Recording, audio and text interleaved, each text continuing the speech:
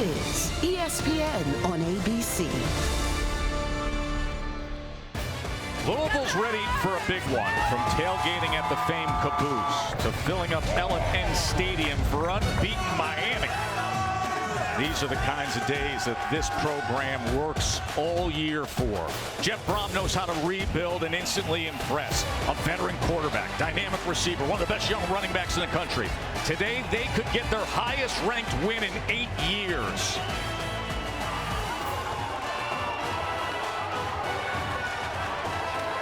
And then there is Miami, undefeated, number 6. Cam Ward's a Heisman contending quarterback. A roster acquired and developed by that man, Mario Cristobal, the head coach, who made it his mission to bring the Canes back to pass glory, the type of program he was part of, winning national titles. This is the one they know they got to get past, their perceived biggest obstacle on the way to the college football playoff.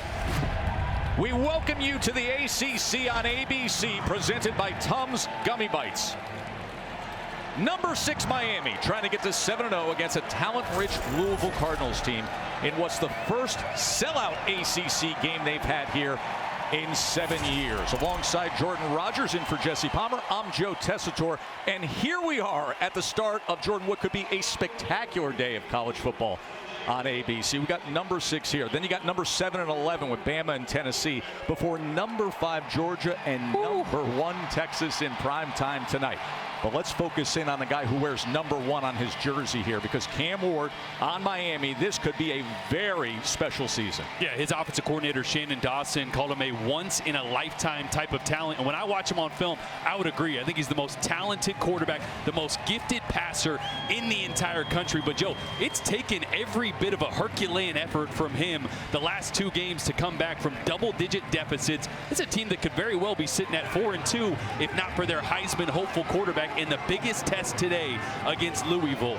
Their college football playoff chances hang in the balance because their schedule, not many ranked opponents left on it. Miami needs to make a statement today against a Louisville team that for sure is going to be ready. Look at the all-black unis in this hyped crowd. We're in for a good one here with Miami at Louisville. And if you want offense, you're going to get it here. Look at the Canes leading the nation in points per game and total offense. We'll be back with kickoff after this message and a word from our ABC stations.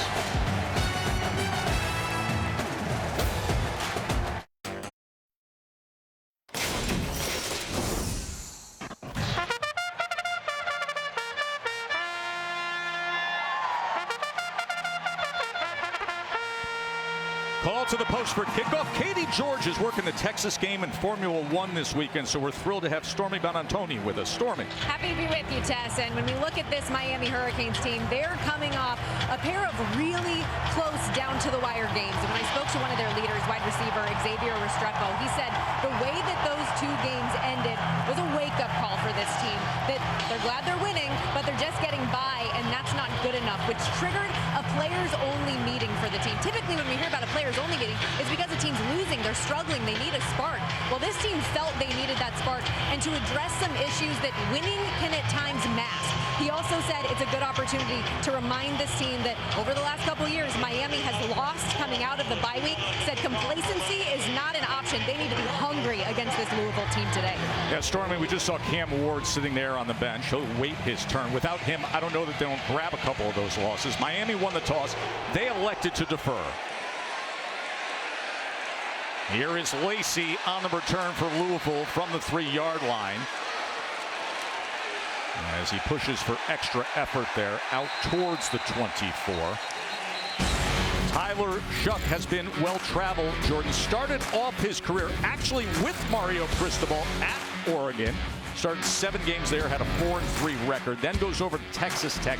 Injuries interrupted his plans, and now he ends up here at Louisville, where he's off to a great start. And injuries probably one of the reasons teams maybe shied away from him a little bit in the portal. It wasn't because of talent. He's extremely talented. You saw 14 touchdowns and just 3 interceptions, protecting the football really well as well this season. Speaking of talent, he has one of the best true freshman offensive players in America in the backfield with him. That is Isaac Brown in motion. Looked his way, now extends the play, does Shuck. And has to just throw it away incomplete. Let's look at the impact players. Well, you mentioned Isaac Brown, the true freshman. one of the best running backs, one of the most explosive guys in the entire country. And Ja'Cory Brooks on the outside, the Alabama transfer. He's a big-time player. They look to get some shot plays downfield. Ruben Bain, second week back from injury. And Maui Noah, the leader of that defense. And you saw already, first play, a lot of misdirection. Jeff Brom wants to show this Miami defense, see if they can get behind him in coverage. Bain came back against Cal. He was injured on that first series in that impressive Week 1 win over Florida. Here is Brown on second down as he gets it out to the 28-yard line. Tackled by Basaint. And these third downs, third and long, third and passing situations, not where this Louisville team wants to live, because the strength of this Miami defense, we already mentioned Ruben Bain back from injury. They're as healthy, as explosive, as dynamic up front as nearly any in the country. 20 sacks on the season, so protection here in these passing situations will be paramount for Louisville. Third down and 8.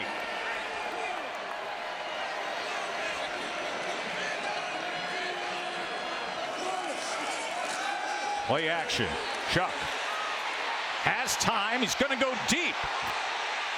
And it's incomplete. It was beyond Lacey. Coverage came from Mish Powell.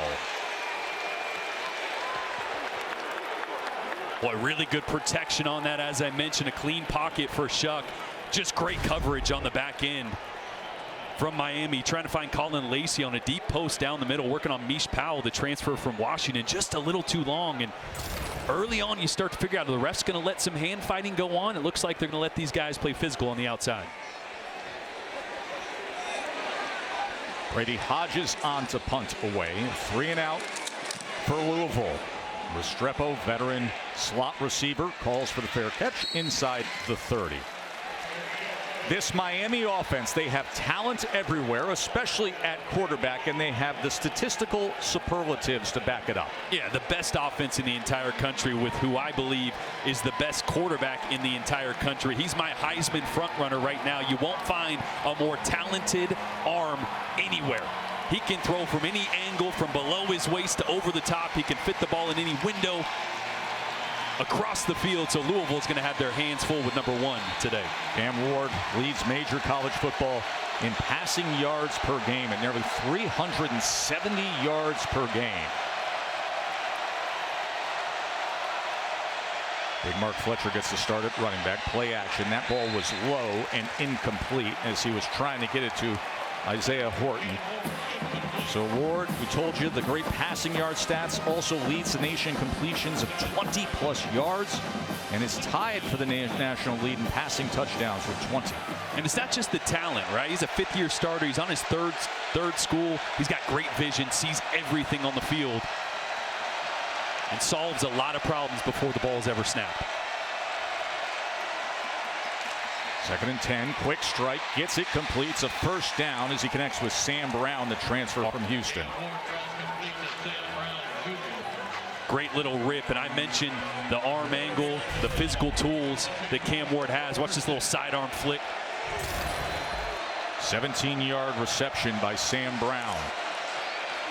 Ward, too far to the outside for Horton.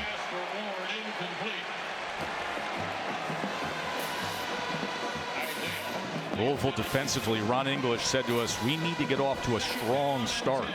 Yeah, they haven't started great. They're allowing touchdowns in 75% of their first quarter drives.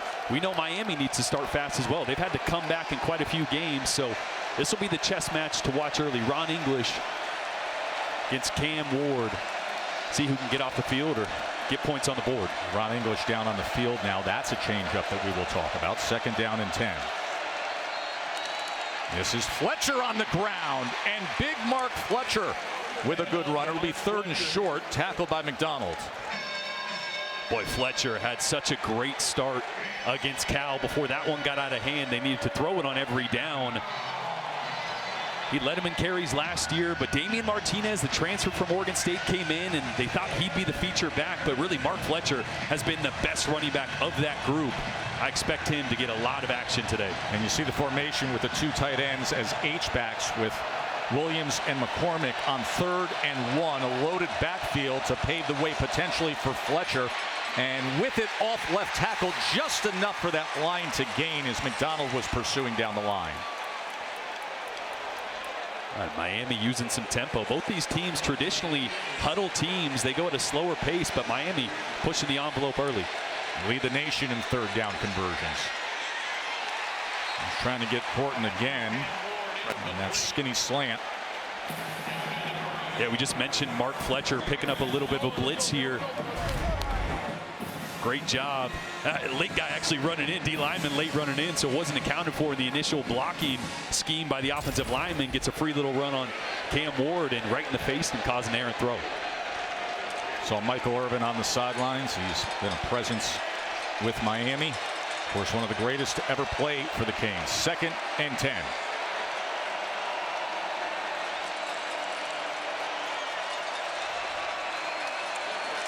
Pressure on Ward. They pick it up.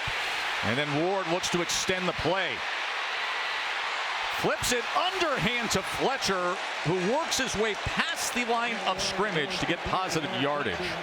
Boy, this is what makes Cam Ward so special. The play is never dead with him. You see him scanning the field, making one guy miss, and then what is this? Just a little forward flip to Mark Fletcher to avoid the sack. Great job there, but this is also a double-edged sword for Cam Ward. He's got a tendency at times when extending plays to make an early mistake or force a turnover, so the playmaking ability is great, but he's got to protect the ball in those situations as well. 3rd down and 8.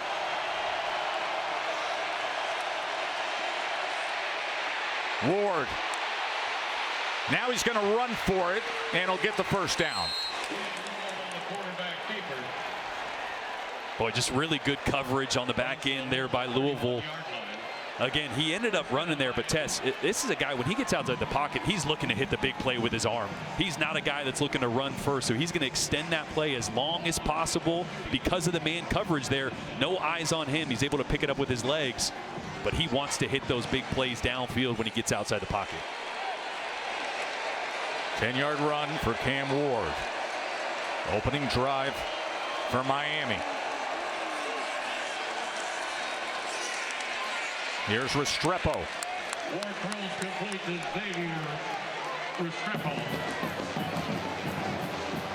3 yards there. Xavier Restrepo, first team All-ACC a year ago. Could be a record breaker today. Could be passing Michael Irvin in the all-time receiving yard list. Looking to break into that top 3 in the history of this grand program. 2nd and 7. Fletcher searching for anything, but a great job defensively, and M.J. Griffin coming in from that safety position to make the tackle. Yeah, not much push that time by that offensive front for Miami, but they are healthier than they've been with Jalen Rivers, their left tackle, big number 64, back in the lineup. He may bump down to guard at some time during this game as Markel Bell will spell him at left tackle, but he's their best guy, and they're happy to have him back, especially in 3rd down passing situations like this. 11th play of the drive, and it's a 3rd and 6. And a sold-out stadium here is getting loud in Louisville. Ward, 3rd and 6, goes underneath, and Restrepo's going to have it and more. Flag is down back at the 25. They may walk this back.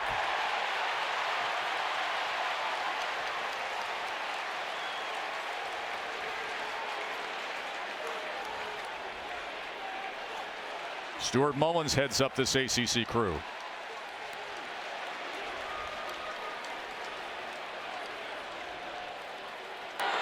Pass interference. Offense. Number 8.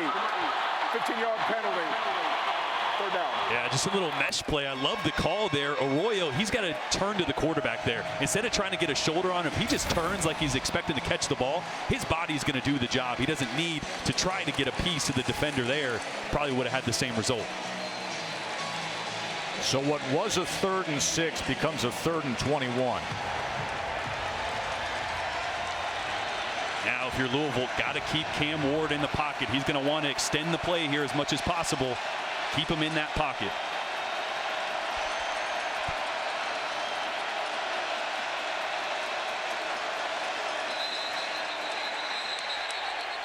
Pre-snap penalty, there was movement.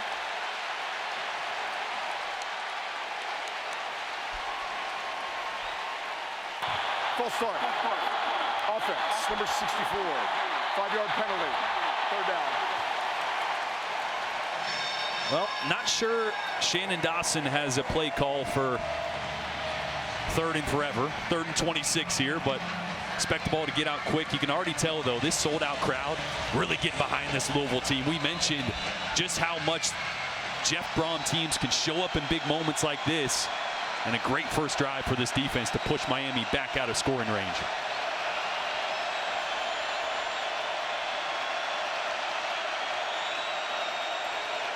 Third and 26. Ward somehow kept his balance. Now time to launch it, but he's going to run instead. And with that, though, inside the 40-yard line.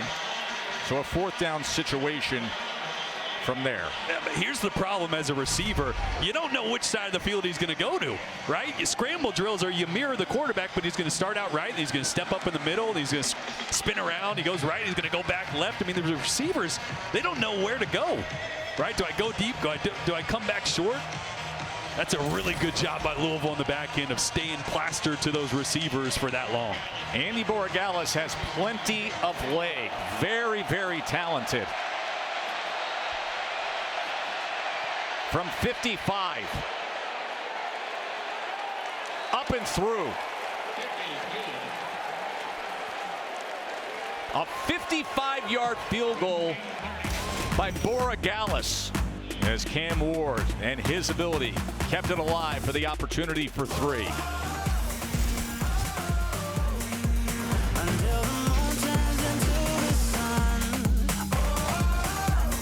Hey, Jordan, the All-State playoff predictor, and you know, it marries up to a conversation we've had with Mario Cristobal multiple times this week about this being like the swing game of the season for Miami. Yeah, when you look at their schedule, they don't have a ranked win yet to date, and they might not even have an opportunity of another ranked win until a potential ACC championship. But if you lose this one, then you're not even slated to make that ACC championship, and then your playoff picture gets really cloudy. So a huge monster test for Miami with implications of the postseason all over the place. Here's Lacey on the return. And Lacey made a defender miss and gets out past the 30. And you go through the history of Louisville as a program. You got to sell out today. They have had these kinds of wins through the years. Last year, you and I were in the booth with the field storming with the win against Notre Dame. Of course, the great one in 2016 against that very top-ranked Florida State team. You go back to Teddy Bridgewater and that Sugar Bowl team. And in Miami back in 2006, they were number 17. This just feels like one of those weeks when you're in town where, you know, the community's getting excited. They start to ramp up with momentum, and they sell the place out and see if they can slay the big boys. Something brewing in Bourbon City. Every time we're here, something gets a little crazy. Number 6 is lined up right now. Tyler Shuck gets it complete as he finds Chris Bell. Well, it's a really good job with motion coming right to left. It's going to steal the eyes of the free safety as you see him backing up there. Then he's got a crossing route by Bell. Great design there by Jeff Brom. 17 yards, Shuck to Bell.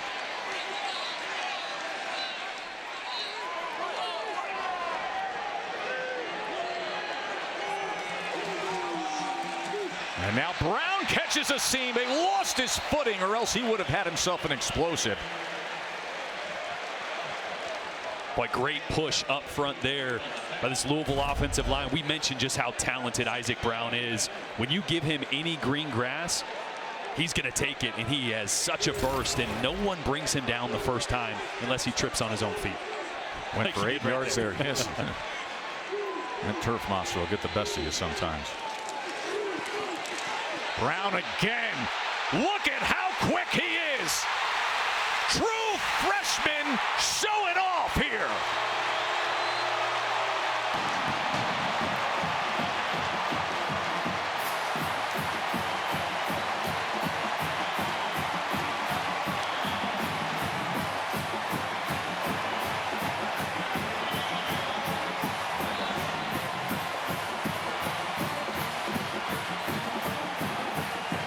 They said they wanted a strong start. They got it defensively. It was the first time in the last 4 games that the defense didn't give up a touchdown on an opponent's opening drive.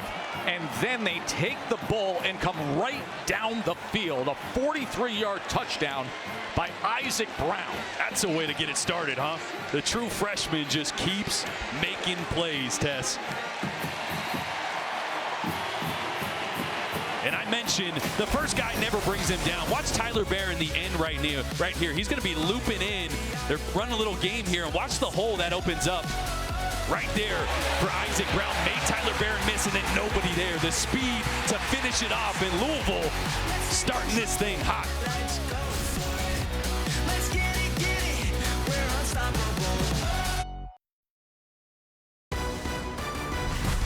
ABC College Football is presented by Tums Gummy Bites. Get fast relief of occasional heartburn. Use as directed.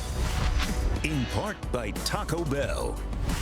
And Bud Light, who reminds you to drink responsibly.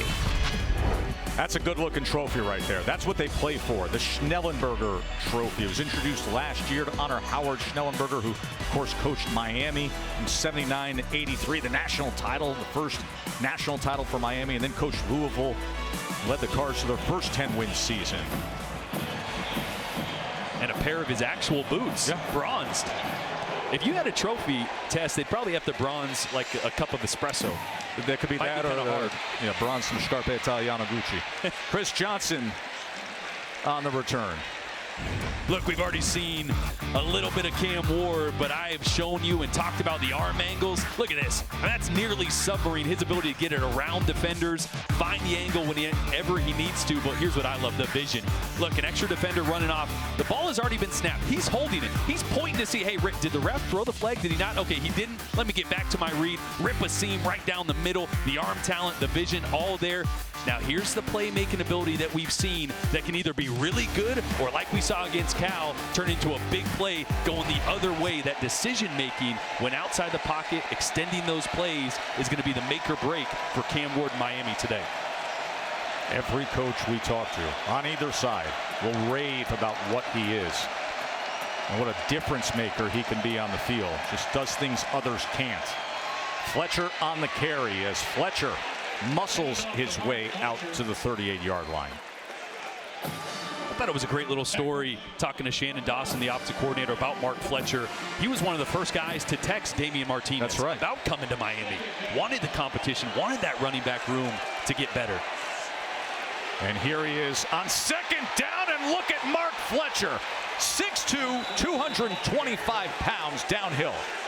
Boy, and how good is it to have Jalen Rivers back, the left tackle. Watch this one-on-one block right here to open up the hole for Mark Fletcher. Great job there, and they're happy to have him healthy and back in the lineup. 23-yard run.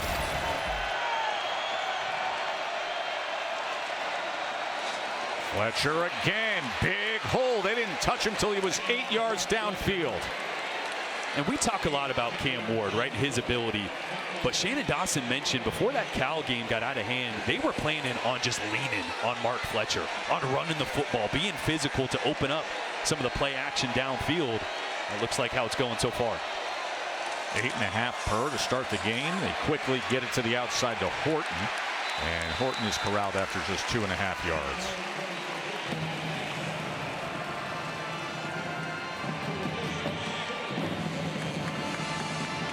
There is Shannon Dawson. Spent 4 years at Houston. Got this offense leading major college football in yards per game. 583 yards per game. Ron English, veteran defensive coordinator, former head coach at Eastern Michigan. Good matchup of football minds here in this one.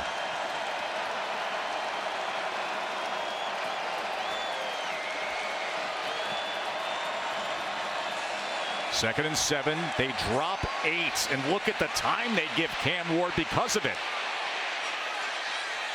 Back in the end zone. Look at that throw. Jacoby George. How about Cam Ward and that arm talent?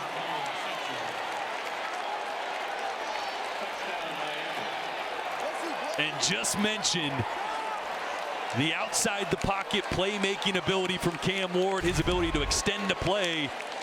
And a great job by Jacoby George there, getting both feet in. But man, you're going to give Cam Ward this much time? Look at how much time he's going to have. And George is on the opposite hash before working all the way to the back line, putting a hand up, and man, that's a 40-yard rip on a frozen rope from number 1. While leaking out to his left. You said it.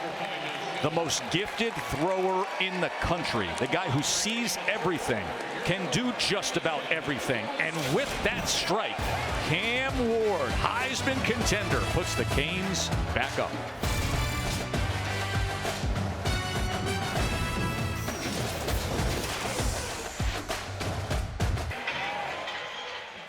A beautiful day here in Louisville, and just a glorious day of football right here on ABC. We got a good one cooking right here between Miami and Louisville. Then you got number 7 Bama and number 11 Tennessee, number 1 Texas, and number 5 Georgia's Saturday Night Football, presented by Capital One. This Tennessee-Bama game, keep in mind, Tennessee defensively, they are without Keenan Peely now. He tore an ACL last week. How does that impact the game? Huge. He's their leader. He's their Mike linebacker. He's got the helmet communication, and Jalen Milroe has at least 2 rushing touchdowns in all but 1 game this season. That, to me, is massive for who can win this game. Lacey takes it out to the 23-yard line. So far here today, we told you we would have offense.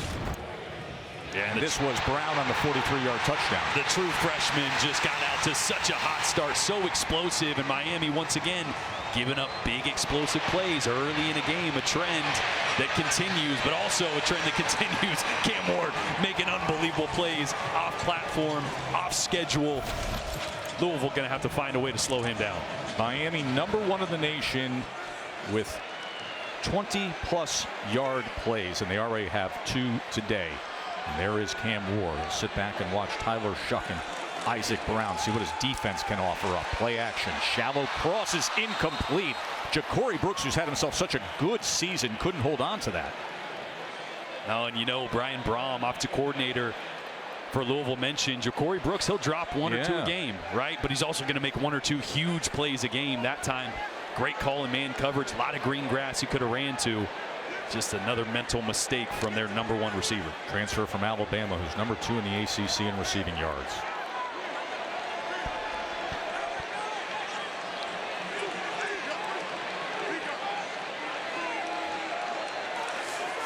Tyler Shuck on 2nd down, gets it complete. It'll be 3rd and 2 from there with the completion to Mark Redmond. You know, I was a little surprised in talking to Jeff Brom, the head coach and the play caller for Louisville. He really mentioned tight end. One of the areas he felt they had the best mismatches, and they could exploit that in some misdirection, some blocking and releasing. That time, just a little Y stick, zone coverage, found the void there. So expect the tight ends to be heavily used. And now with Isaac Brown, the running back in a Wildcat formation. 3rd down and 2 as Brown shifts the tight ends, and now he's going to run straight ahead, but he was met. Man, filling that hole very quickly that time was Kiko Mawinoa. Well, that's a great job by Mawinoa. A lot of movement in front of him. He just sat, waited patiently, and a great job right at the sticks there to come up with the stop. And Louisville thinking about this one. Tell you what, the book would say to punt it here. This would be an aggressive call here from Jeff Brom. He brings some extra tight ends in the game. Do you just QB sneak? From their own 32 on 4th and 1, and the whistles are coming in as the flag comes down right at the line of scrimmage.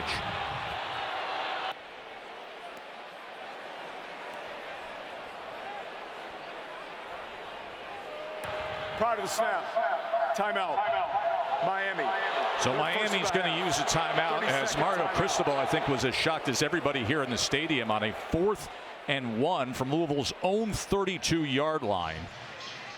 And a good thing he got that timeout off, because the Miami defense was not ready at all, not set.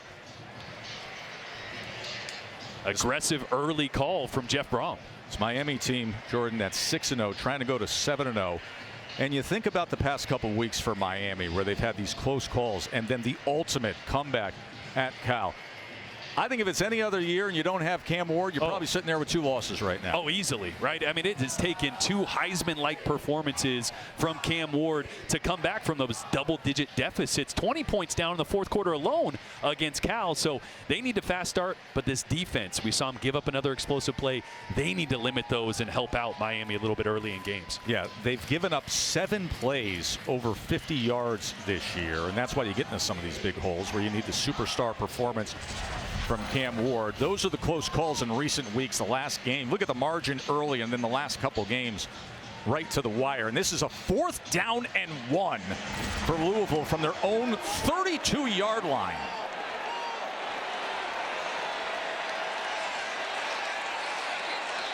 Rolling the dice early on. Quarterback sneak, and it's going to be a 1st down Louisville. We talked to Jeff Brom about Cam Ward, him being on the other side. I asked him, does it change your play calling? Do you need to be more aggressive because of number 1 on the other side and how many points they can put up in bundles? He said, absolutely. We're going to take some chances early. We're going to be more aggressive. And you saw it right there, backed up just past your own 30-yard line. Little quarterback sneak to keep this drive alive. And Miami's defensive coordinator, Lance Guidry, brought up the same thing. He said, we're going to get everybody's tricks. We're going to get reverses, fake field goals, Philly special, halfback pass. And there you got a 4th and 1 from your own 32. And here you got another trick play. Look at this formation as they go muddle look on the inside, and then they go inside screen to Johnson.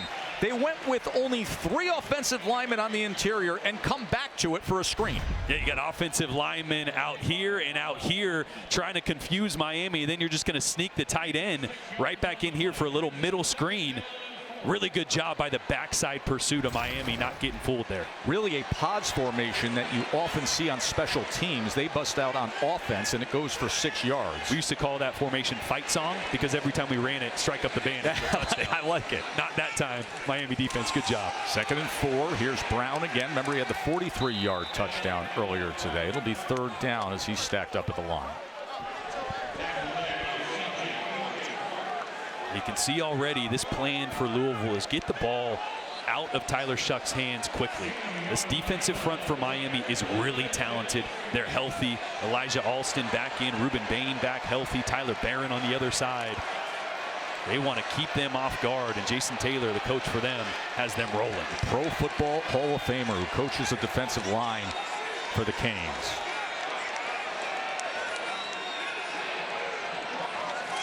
Third down and 3 for Shuck. Pressure, and as he was falling down, he gets it to Chaney, and Chaney tried to keep his balance, but he couldn't as he stumbled short of the original line of scrimmage. Jadis Richard was there defensively. It was Tyler Barron first getting after Shuck. Yeah, and Jonathan Mendoza, the right tackle, just not coming off on the right side to Tyler Barron on the outside. Not sure if it was a confusion, a full slide to the left, but he should have just come off and picked up Tyler Barron. But again, that defensive front forcing a 4th down and forcing the punt here. Hodges on to punt away. It's a line drive that goes inside the 15-yard line, and that is where it is fielded and brought out to the 20.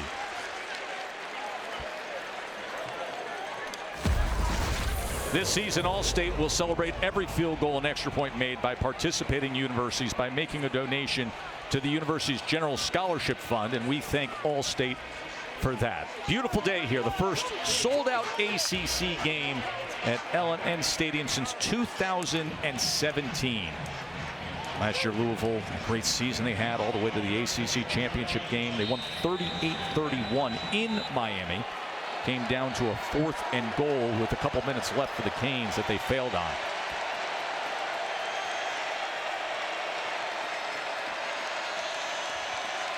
Here's Cam Ward.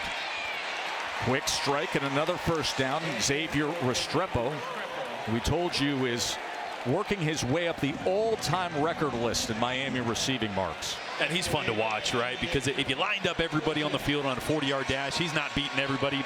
Might not beat half of them, but he's great at finding space. He's gritty, he's physical, and he's the go-to guy for Cam Ward. Martinez, look at him keep his balance and go ahead for nearly 10 yards. And Martinez, obviously mentioned him earlier. Back-to-back first team all Pac-12 as a freshman and sophomore. They expected him to get off to a hot start, been up and down, but really just Mark Fletcher playing at a higher level. So getting less carries now that Mark is rolling the way he is. Entertaining first quarter. Brown had the big touchdown run. Ward had the great touchdown pass. ESPN College Football, presented by Tums Gummy Bites, returns after this message and a word from our ABC stations.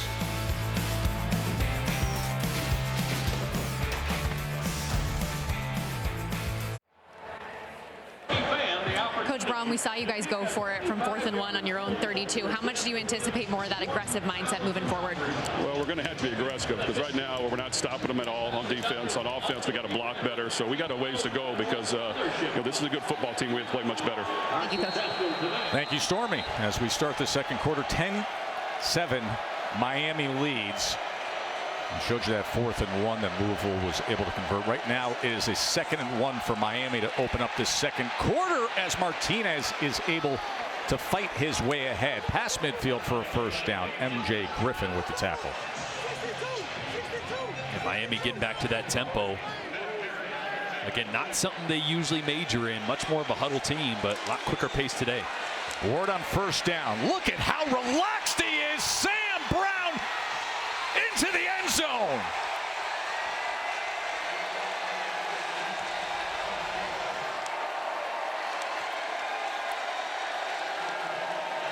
"49-yard touchdown pass that Cam Ward made it look oh so easy."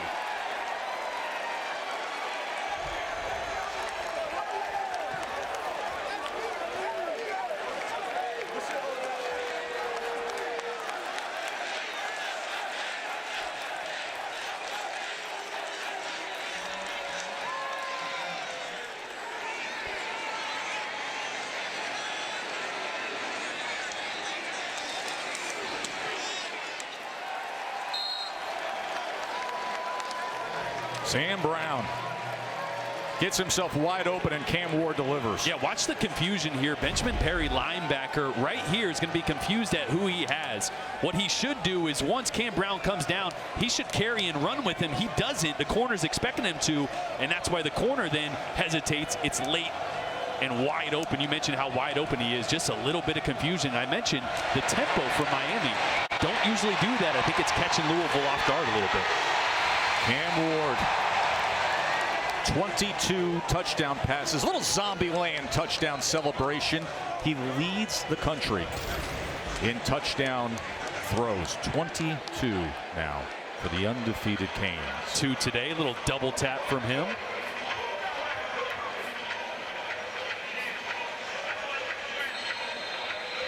Yeah, Louisville honestly got off to a good start on that first drive after they drove. They got him back out of scoring position, but it's been extending plays. And then, like I said, the tempo causing some confusion from Louisville and opening up a big, big play to Sam Brown.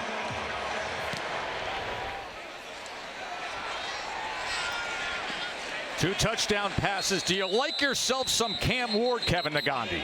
Tess, I sure do. AT&T is keeping fans connected as we take a look at our multi-view, which is showcasing a bunch of great games across all of our networks. Keep an eye on how about Mizzou right now, tied up with Auburn at 3 apiece early in the second on ESPN. Clemson down 10-3, the number 10 team in the country at home.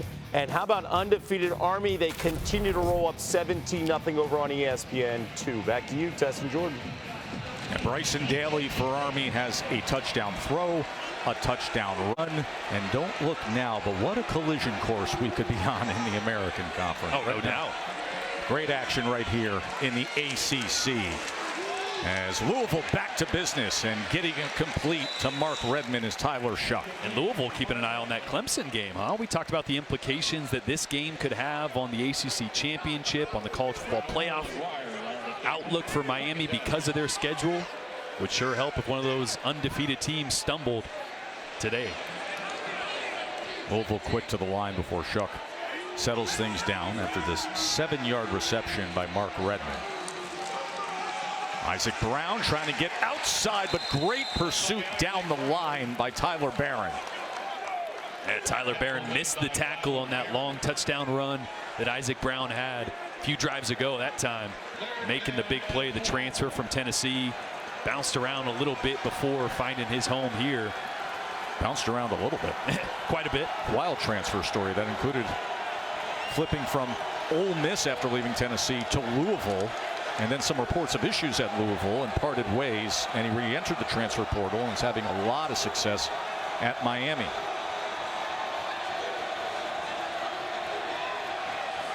Third down and 3. Chaney, big hole. Donald Chaney. From Miami to Louisville, and does that against his former teammates. Well, just a great play call. These linebackers are going to both pop out, so watch the hole that it opens up. Miami overloads the left side. Linebackers pop out. Nobody there for Chaney. And Louisville now with the tempo. 26-yard run.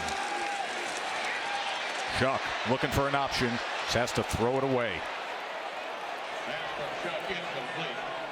Shuck thought about trying to do his own Cam Ward impersonation there, and he just said, look, I'm a lot taller, a lot slower. I'm going to throw this one out of bounds. A lot older, 7th year. Yeah, 6'5", 7th year of college football.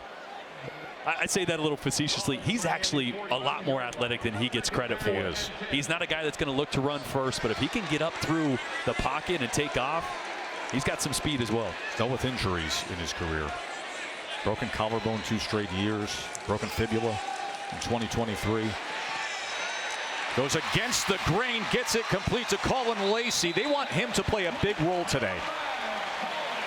We mentioned Tyler Shuck and the path that he has taken to arrive at this season at Louisville. In fact, he's now opposite his former head coach Mario Cristobal. Remember, in 2020 they had all the success in that COVID-shortened year, winning a Pac-12 championship with Oregon, then the 3 years at Texas Tech dealing with injuries. Yeah, his offensive coordinator Brian Brown mentioned, hey, look, dude, when I was in my 7th year, I was in my last year in the NFL. That's right. You know, but you notice the veteran presence and the talent you saw on that throw right there. Shuck now going to take a shot on this side, and it is denied. That was swatted away that time by Jadis Richard. He was looking for Ja'Cory Brooks. Yeah, this is his 50-50 guy right there. Best receiver, 6'3", 195 pounds. This is a great job just giving him a jump ball, but Jadis Richard in perfect position there, right in phase, and does a great job of playing the football in that left hand, splitting the two of Ja'Cory Brooks.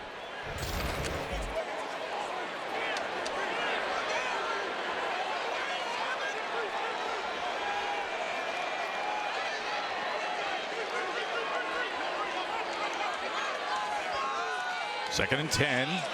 Quickly gets it complete on the slant. Chris Bell sprinting inside the 5-yard line. First and goal, Louisville. Well, Jeff Brom, the play caller, mentioned so much man coverage, so he puts 3 receivers to the right, 1 to the left in Chris Bell, and a lot of space there when he wins on the slant to work with.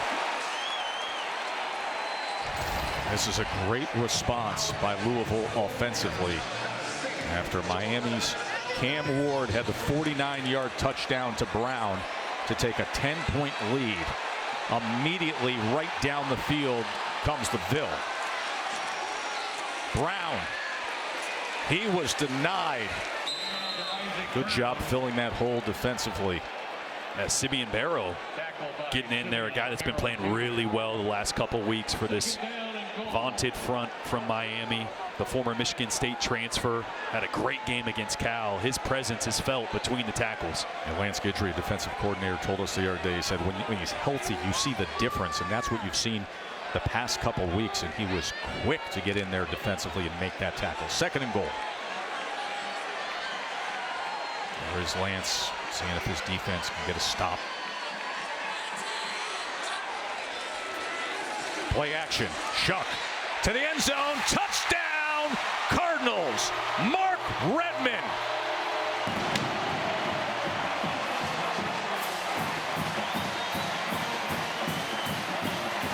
Well, I mentioned this Louisville team loves their matchup with the tight end.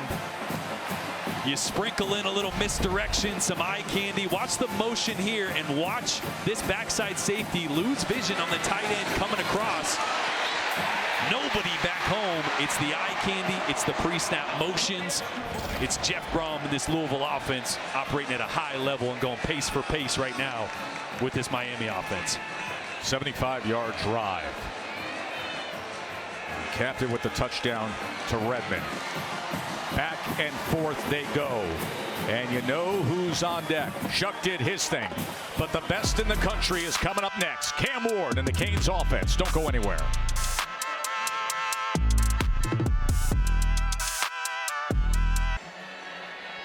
Hey, Sunday NFL Countdown will get you started at 10 a.m. Eastern on ESPN, and then 2 Monday Night Football matchups. Ravens, Bucks, 8 o'clock on ABC.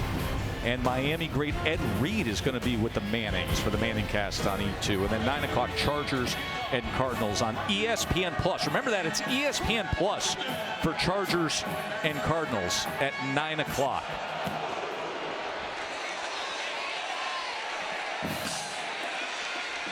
This is Chris Johnson Jr. He is met and driven back at the 16-yard line.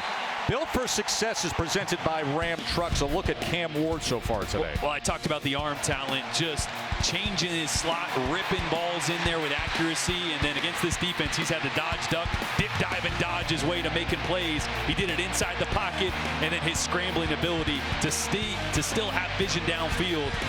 That's been the game changer. The difference today is Cam Ward keeping plays alive, and then we saw the busted coverage lead to the long touchdown for Brown as well. Shannon Dawson, his offensive coordinator, turned to us the other day, said his pocket awareness against Louisville in the pass rush, critical in this game. We've seen that already. Great pocket awareness by Cam Ward. 2 touchdown passes already. And he gets this complete with ridiculous accuracy. He basically placed it on the hands. And he needed to. That was really good coverage by Quincy Riley, who Shannon Dawson actually mentioned that this secondary for Louisville completely different when Quincy Riley back in the game. He missed both the losses for Louisville so far this season. They're different and better on the back end, and that's the first time Cam Ward's thrown in his direction. Fletcher finds just that little crease as he wiggles his way for that line to gain. His parents, Calvin and Patrice, are going to be excited with what they've seen. Patrice, a long-time high school basketball coach. Cam himself was an outstanding high school basketball player. His high school's all-time leading scorer with over 4,000 points. This is going to be listed actually as a 3rd and 1 where they marked Fletcher down.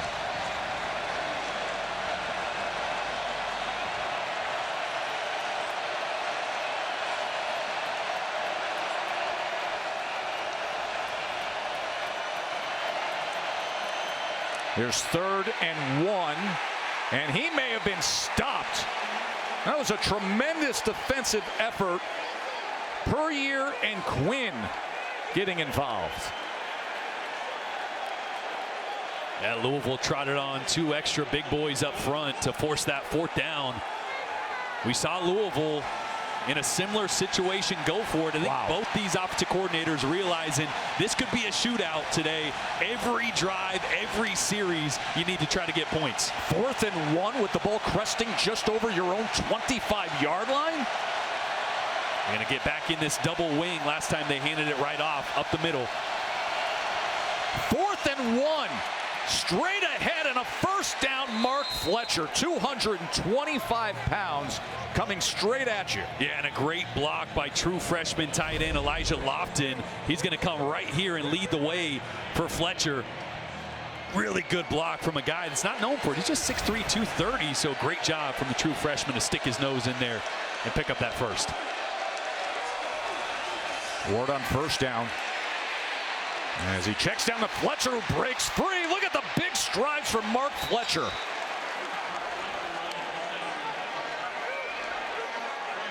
Boy, as much as the plays from Cam Ward outside the pocket worry you, it's plays like that. Yes. Where Ashton Gelati is a step away from bringing him down, and he just gets the check down.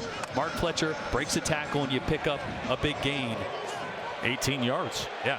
You just blink and it's 18 yards downfield. And that's that veteran presence, right? The playmaking ability's there, but he's played a lot of football, and his internal clock is great. And how frustrating for the defense when you made a great third down stop prior to that. And now Fletcher again. And Fletcher is running downhill at this point. And I mentioned that little check down. It's not always easy. Sometimes you just got to find a way to get it there. Watch the arm angle. He's going to drop this down with noise in his face. Just flick it to Fletcher. Great move. And like you said, that 18-yard gain on just a check down. Fletcher just went for 11 more yards. Ward again. This time they get to him.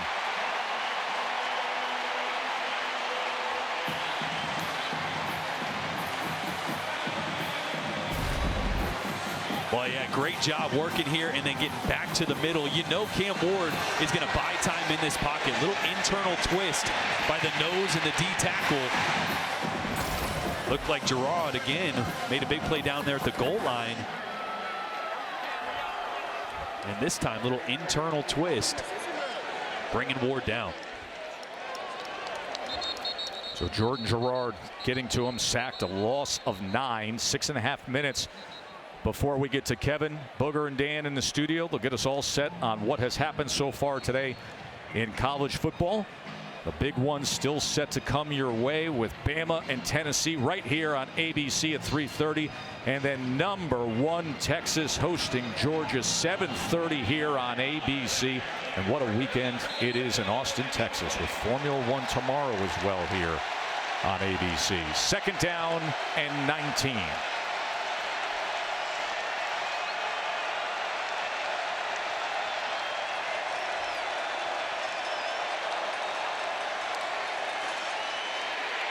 Ward pressured and ripped down yet again. Tell taking down Cam Ward. Yeah, Tell working on Jalen Rivers, Miami's best offensive lineman. A.J. Green getting there as well, but right here, watch Rivers one-on-one.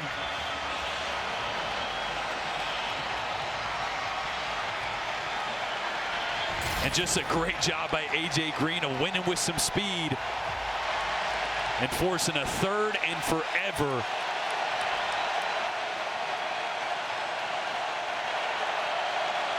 Sold out L&N Stadium.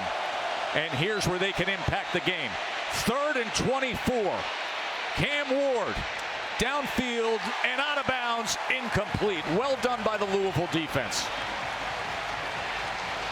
Such a great job, back-to-back plays where Cam Ward was stepping up, trying to buy some time in the pocket, and this defensive front from Louisville came up with huge 2 negative plays. And we talked about it. Miami went for it on 4th down to extend this drive. Points are at such a premium today, and that's a huge stop by Louisville here with 5 minutes left in this first half.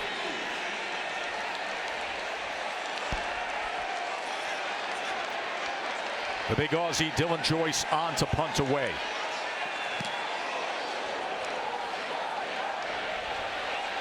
Lacey from the 6-yard line, he fields that. And he made a good decision in doing so. Made the most of it on the return for Louisville. Just over 5 minutes to play. That defense for coordinator Rod English against the best quarterback statistically in the country. They just found a way.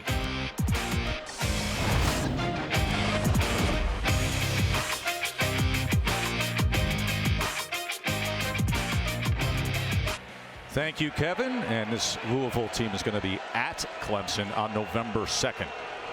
By the way, there was a penalty that was a late flag on that punt return. So the ball is actually spotted right now at the 3-yard line to start this drive for Louisville. And a really big drive, right? Because Miami's going to get the ball after half. So Louisville would not just love to change field position here, but take a lot of time off this clock and not give that Miami offense a chance to double up before half. Brown's going to, oh, the ball's loose. The ball is loose, and it's going to be a Miami touchdown. The ball got knocked out of the true freshman's hands, and Miami, quick to jump on it, was Aguirre. Defense in the end zone. Touchdown. Raul Aguirre quickly jumped on it and What a costly moment for Louisville. And Ruben Bain was the one that knocked that one out of Isaac Brown's belly there. Just a massive play by this Miami defense. All the talk's been on offense so far, right? Cam Ward can't stop him. Tyler Shuck got him rolling. You just knew a defensive play could be the difference in a game like this. And listen, it's the little things. The little things. There was a penalty on what was a good punt return by Louisville. That's why they were starting from the 3-yard line. Let's show you the penalty. This is what put the Miami defense in position. That little hold on the left side of your screen there. And you mentioned a good return, gets him out past the 20-yard line. Instead, they're backed up. You hand it off to Isaac Brown. He's got 2 hands on it, but Ruben Bain gets his shoulder right on the ball. And then Aguirre jumps over the top into the end zone to pull that one down. Simeon Barrow and Ruben Bain involved on that forced fumble.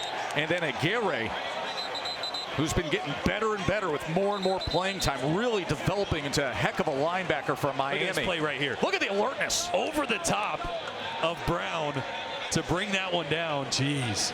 First fumble recovery of the season for the Canes, and it's a touchdown. Yeah, they have 10 interceptions on the year, but no fumble recoveries and none bigger than that one right there, which really changes the complexion of this first half. I just mentioned Miami's going to get the ball after half.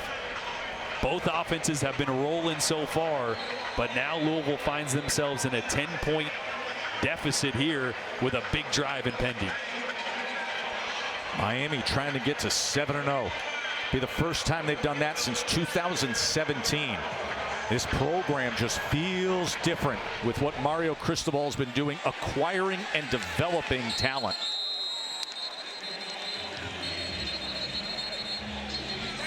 A 10-point lead on the road in a game that guy Mario Cristobal has been locked in on.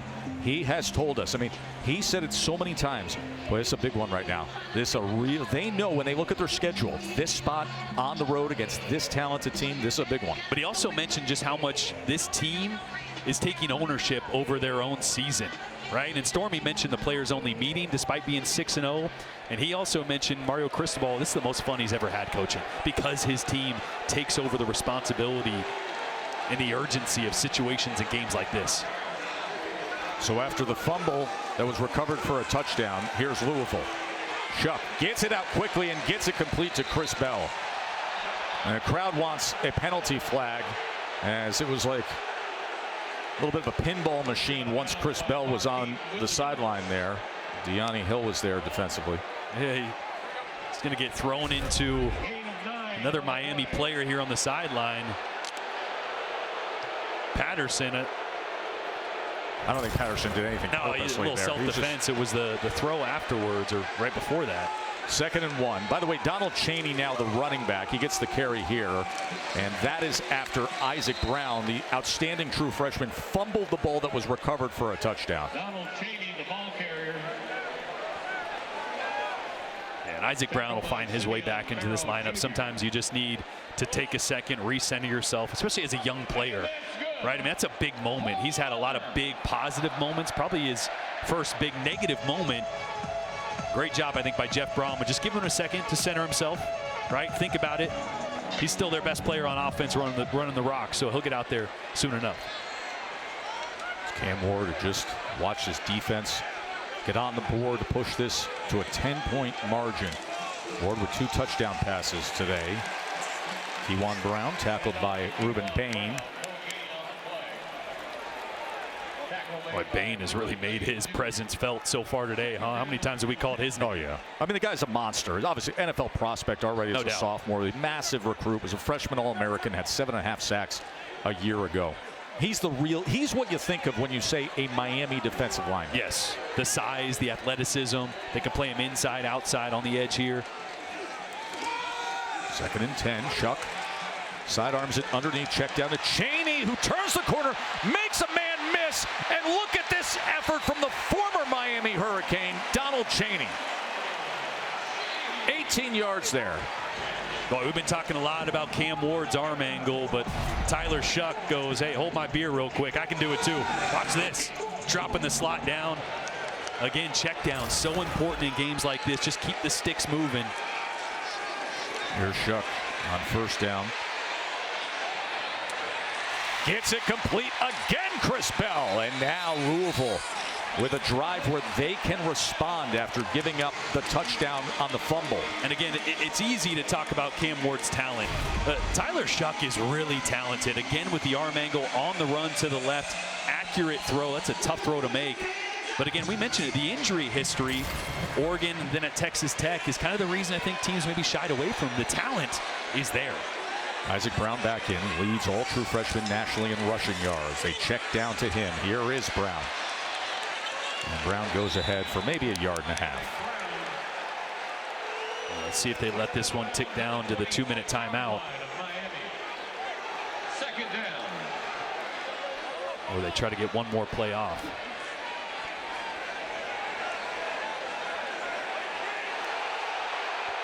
Jeff Brom looking up at that scoreboard, watching that clock countdown. You hear the reaction from the crowd. Still have 3 timeouts remaining. Got an O lineman out here. That tight end right there. Let's see if they try to get him the ball. And we will hit the 2-minute timeout. Louisville on the go, trailing by 10. We've had pendulum swings in this game, just like Foucault pendulum at Gromeyer Hall, the administration building here on campus. Isn't that something at the University of Louisville? Kind of game we've had, 24-14. 2 touchdowns in this second quarter for undefeated number 6 Miami. Cam Ward, his second of the day. This went to Brown for 49 yards. And the defense came up big, Jordan. Yeah, now Louisville with a chance to cut the lead here before half. Flea flicker, back to Shuck. Pressure's on him, he had to spin free and then just burn it. Shuck's pass falls incomplete. Third down and 8. Boy, I think he had an opportunity on a crossing route. That play's going to try to get designed as a screen throwback to the tight end.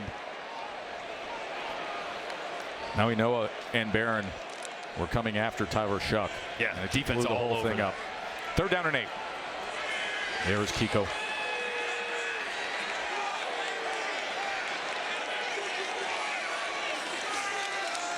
Third and 8 for Shuck. Pressure up the middle, and he is sacked. He is brought down by Barrow. Behind the line of scrimmage by Simeon Barrow Jr. Fourth down.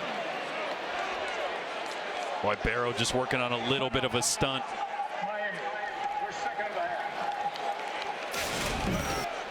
Michael Gonzalez got to come off and block this guy, but I mentioned Simeon Barrow last couple games playing at such a high level in this defensive front for Miami, coming up with a massive stop.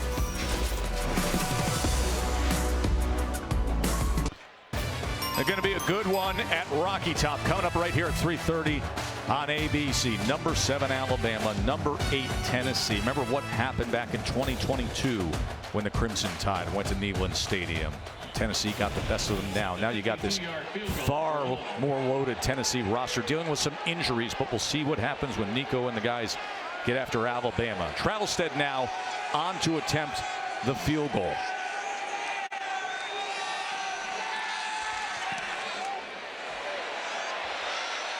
And it just leaks off to the left from 52 yards out.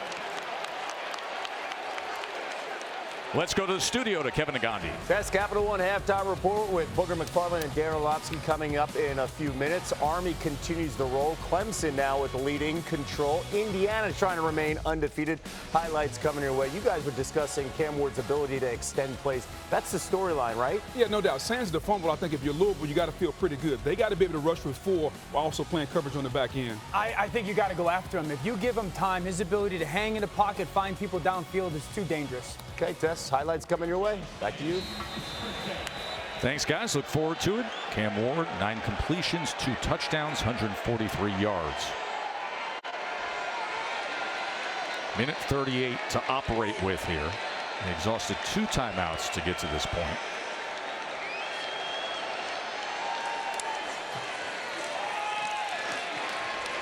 Martinez doesn't find anything on the right side.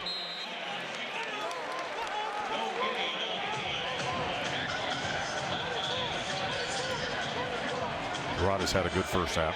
I thought maybe Louisville, with a no gain there, would use one of those timeouts. They got 3 in their pocket, but I guess you don't want to give any more time than you have to Cam Ward. Ward downfield, and the diving effort from Restrepo cannot bring it in.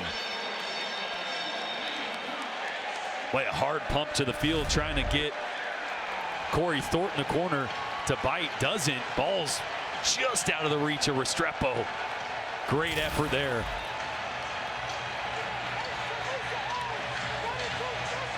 Now an opportunity for the Louisville defense.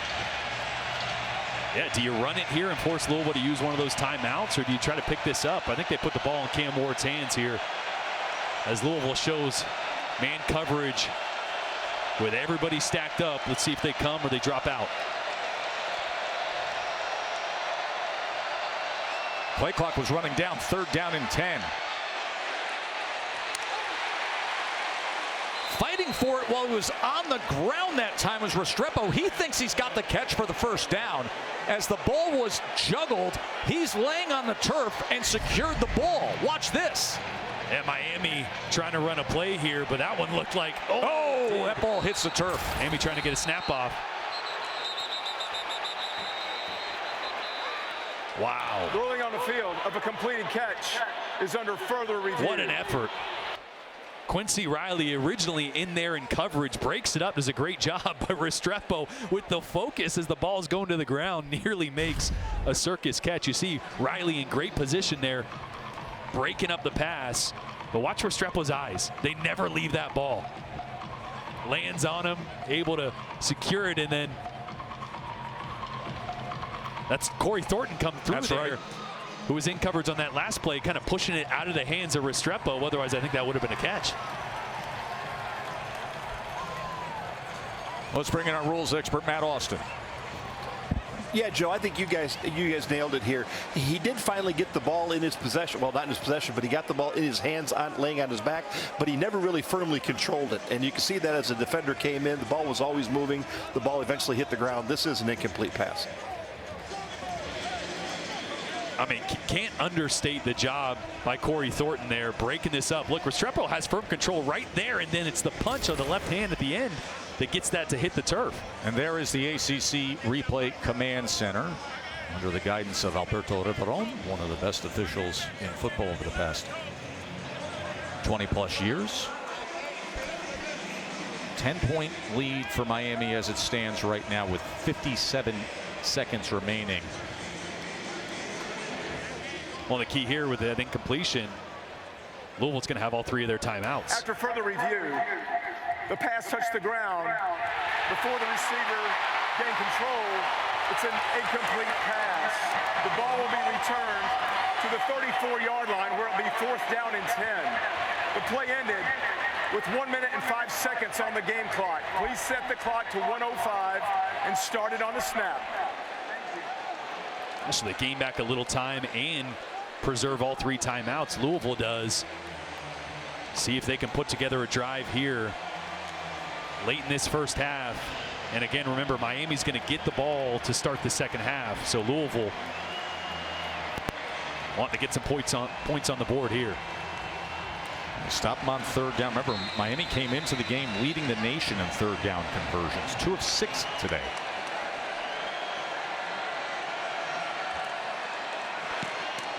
Here's the punt by Joyce.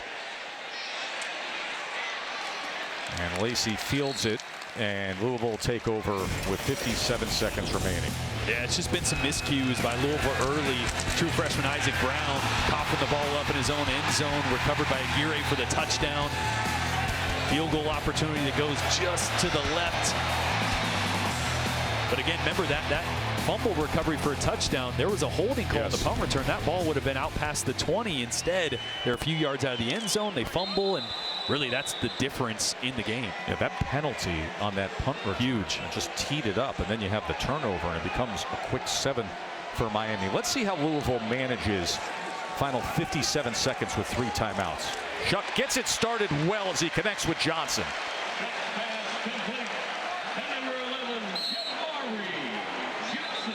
Jamari Johnson, a little banged up after that tackle. The redshirt freshman tight end. He had 2 big receptions last week against Virginia, including the game winner. Yeah, had that 5-yard touchdown. 2 minutes left to play, but I think he may have gotten his ankle here at the end of this play. Yeah, Jaden Harris bringing him down. Might have just got the ankle caught in the turf. 12-yard reception. As you can see them looking at that right leg. It was a big game for both these teams. You mentioned it earlier, just the way the ACC sizes up and the Miami schedule. I mean, this is a very talented team that dodged a couple of bullets. They're walking the cliff's edge in the game against Virginia Tech, obviously. You know what happened with the reviewed Hail Mary there. And then the incredible comeback at Cal. You look at the way the schedule sets up, and you may not have that big signature win, but this is a tough spot on the road here at Louisville. Got to have it. Yeah, it's a make or break, honestly, because you mentioned the schedule. When you look forward, there's not even any other ranked matchups on their schedule before a potential ACC championship. So if they drop this one, they're actually not even favored to reach the ACC championship. And then you got to consider, okay, even if you're 11-1 best case scenario, your resume with no ranked wins, how does that look in the playoff conversation? So this is a massive one here for Miami.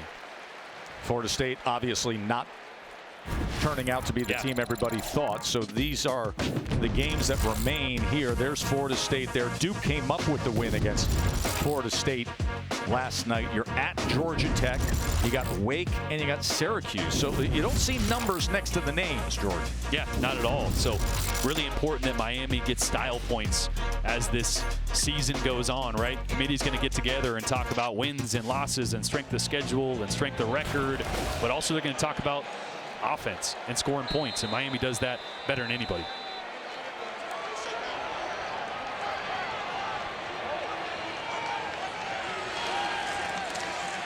There's Shuck chased back, and then coming back for the ball was Isaac Brown. I mean, that's pretty unbelievable. I'm almost positive Shuck just was trying to throw this ball away, but Isaac Brown comes back. And a timeout is going to be used. Great adjustment. And I think that's the first time Isaac Brown's been back on the field since that fumble.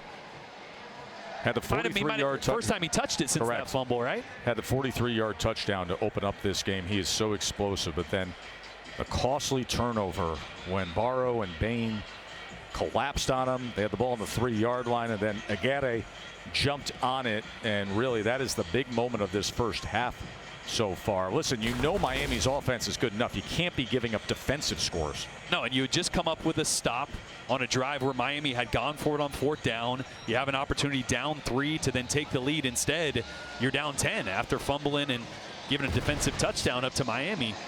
But you got a chance here with 34 seconds left and both timeouts or 2 timeouts still in your pocket to get some points on the board. You have to at least get 3.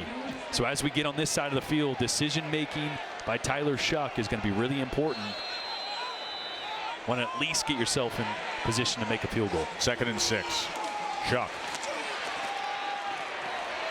That was low and incomplete as he could not connect. I'll give you one guess who had the pressure in his face. Yeah, it was Ruben Bain. Outstanding defensive end. Oh, he's been everywhere, man.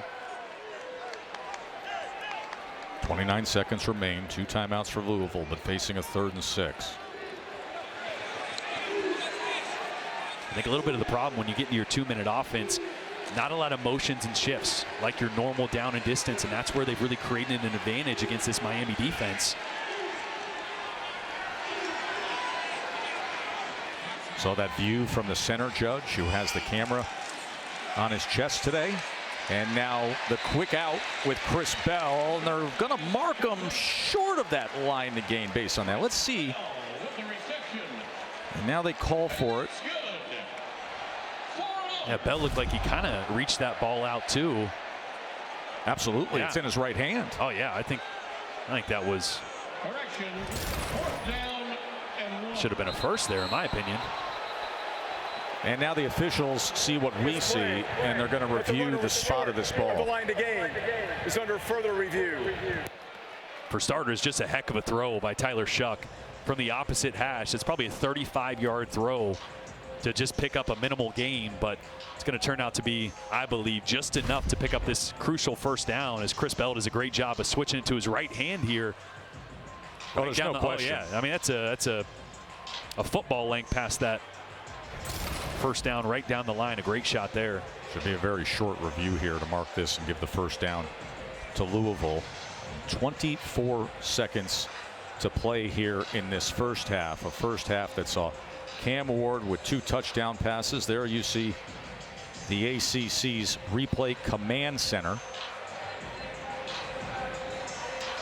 Ruled on the field short of the first down, but very obvious that Chris Bell was able to reach out and extend the ball. So it'll be first down Louisville with 24 seconds remaining. After further review, when the run went out of bounds, the ball was just past the 48-yard line. It's first down.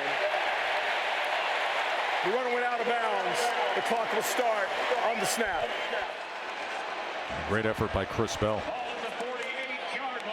And they've already missed a 52-yard field goal today, so you'd really like to get inside of that 35-yard line to give yourself a chance to get 3 points here.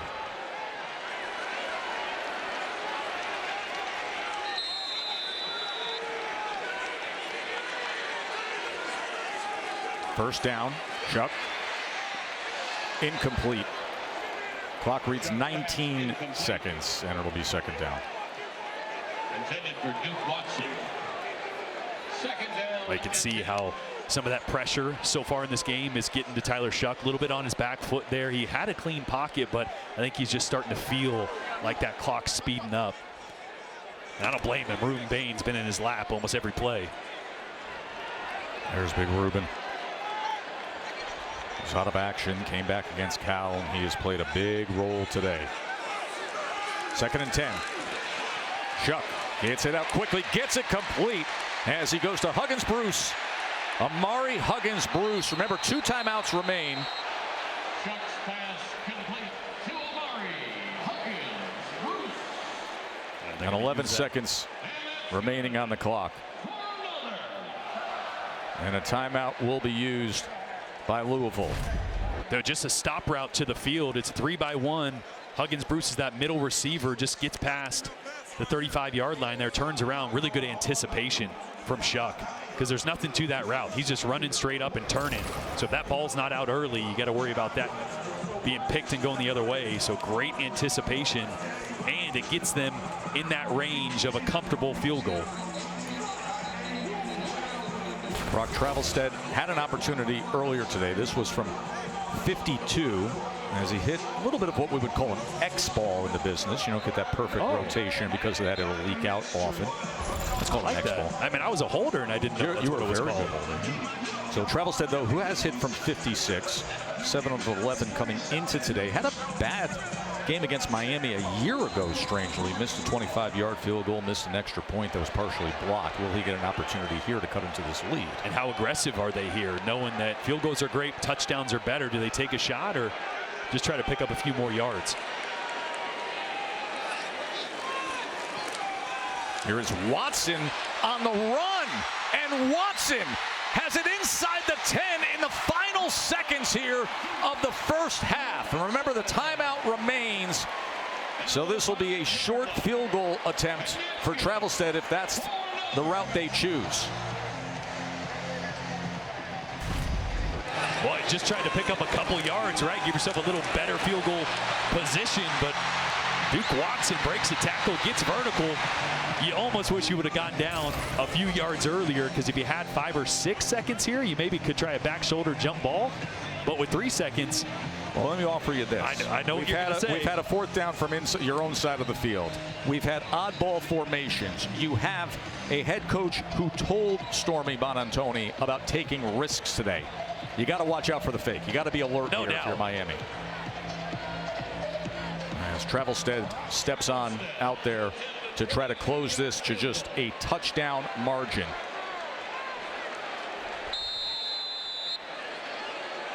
Just got the short angle at 22 yards away. After a well-managed final drive for Louisville, And they needed that. A nice way to respond after the defensive touchdown by Miami, Jordan. Yeah, and it gives you some confidence going into half, right? Yeah, you could have rolled the dice there and tried to get 7 because you're going to need to put up points against Cam Ward, but that gives you positivity, that drive. You can build off it in the second half and hope your defense can slow down number 1 at some point today.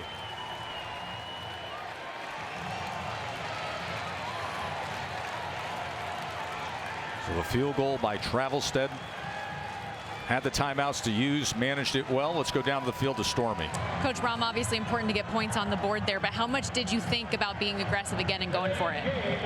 Well, it crossed my mind, but we need to make this a one-score game. It's been a back and forth. We haven't played great, but we've hung in there, so we just got to come out in the second half and play better. You said you knew that this Miami team would test you just as much as anybody on your schedule this year. What's been the biggest challenge? Well, we got to be more aggressive on defense. Like, we got to guard guys. We got to get in front of them. We got to get after the quarterback. I think we're playing too passive, and we got to attack more. Then on offense, it's about being efficient. We can't turn the ball over and give them a fumble in the end zone. Thank you. Cam Ward with 2 touchdown passes in that first half for Miami. A 24-17 lead for undefeated Canes. Capital One halftime report still to come after these messages and a word from our ABC stations. We welcome you back to the ACC on ABC College Football, presented by Tums Gummy Bites from here in Louisville. Undefeated, number 6 Miami up 24-17. And Jordan Rogers, you look at these stats, they're fairly even with one exception. A fumble recovered for a touchdown by Miami's defense. Yeah, I think if you're Jeff Brom, the head coach for Louisville, you're pretty pleased with how your offense performed. Your defense could make 1 or 2 more plays, but you still held Cam Ward in that offense to just 17 offensive points. It's going to come down to 1 or 2 stops here in the second half. Which, as you know, how special Cam Ward can be in the second halves of games. That is true. He's got a knack for coming back from big deficits. Obviously, Miami kind of in a weird spot right now. They're not needing to come from behind. They need to play with the lead. But I think Ron English in this Louisville defense needs to pressure Cam Ward. Yeah. He's got too much time to sit back there in the pocket, buy his time, wait for guys to come open, putting a lot of stress on this secondary. Yeah, spectacular play when you gave him time with 27-yarder to Jacoby George. Statistically, the best quarterback in the country coming into today. He's 9 of 15, 143 yards, 2 touchdown passes. As Miami with a 7-point lead to open up this second half. They do so with Damian Martinez on the ground as he goes ahead for 8 yards. Let's go down to the field to Stormy. Well, Tess, I asked Mario Cristobal at the half what will be most important for his team to pull away, and he said it starts here on this opening drive, that they need to set the tone and sustain more drives. He felt like they were running the ball well in the first half, but they got a little bit impatient at times. He wants to see more consistency here. 2nd and 2 as Martinez goes ahead. Great to have Stormy with us today. As Katie George, Louisville native, former Louisville star athlete, normally on this crew, is working the Texas Georgia game tonight and then Formula One tomorrow. They're the first half drives for Mario Cristobal's offense. Yeah, hot start for this Miami offense, but then Louisville started to bow up there in the second half, came up with a couple stops. These opening drives for the second half for Miami have turned into turnovers twice in their last 2 games. So important drive here to not just protect the football, but flip the field and maybe get some points here to extend this lead. Incomplete effort that time to Sam Brown. Well, Brown had the long touchdown catch on the busted coverage, that time selling out. Uncharacteristically short on that one from Cam Ward.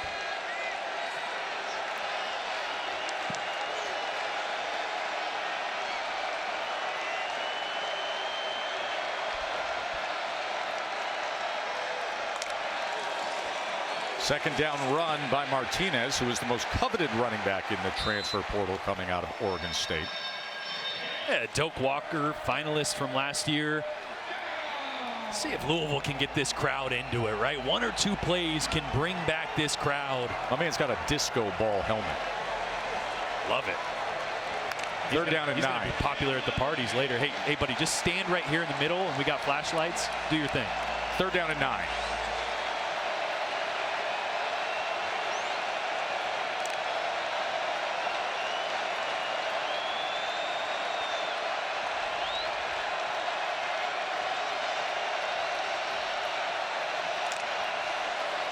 A gap pressure is picked up. And look at the accuracy again from Ward as he connects with Isaiah Horton for a Canes first down. Boy, just so demoralizing for this Louisville defense as a Miami player's down. That's Isaiah Horton, yeah. Great little man concept. Switch release there. Creates leverage on Thornton. And as the medical staff is out to see Isaiah Horton, will step away for just a moment. So first down Miami to open up this second half.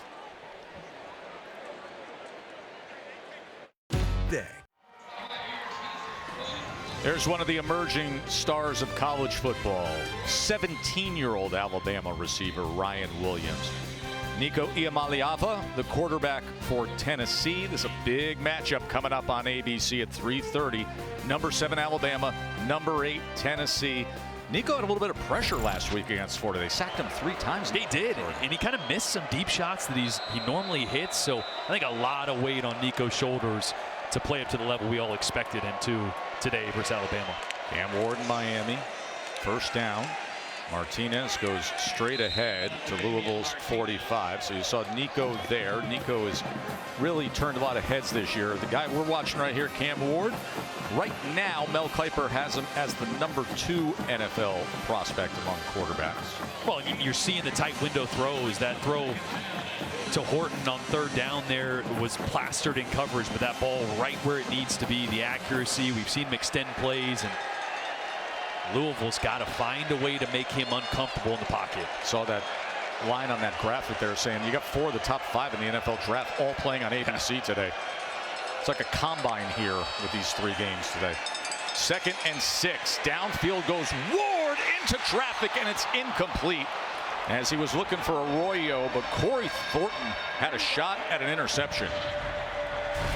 Yeah, just throwing this into coverage, and actually starts his eyes on the left and never takes them away. So Thornton was able to redirect there and almost come down with that one. Remember, Thornton had the big play to knock the ball out of Restrepo's hands earlier.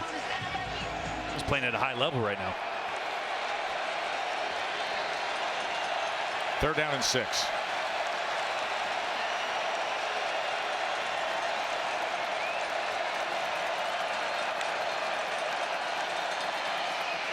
Ward going to run it himself, and he's going to get the first down in doing so.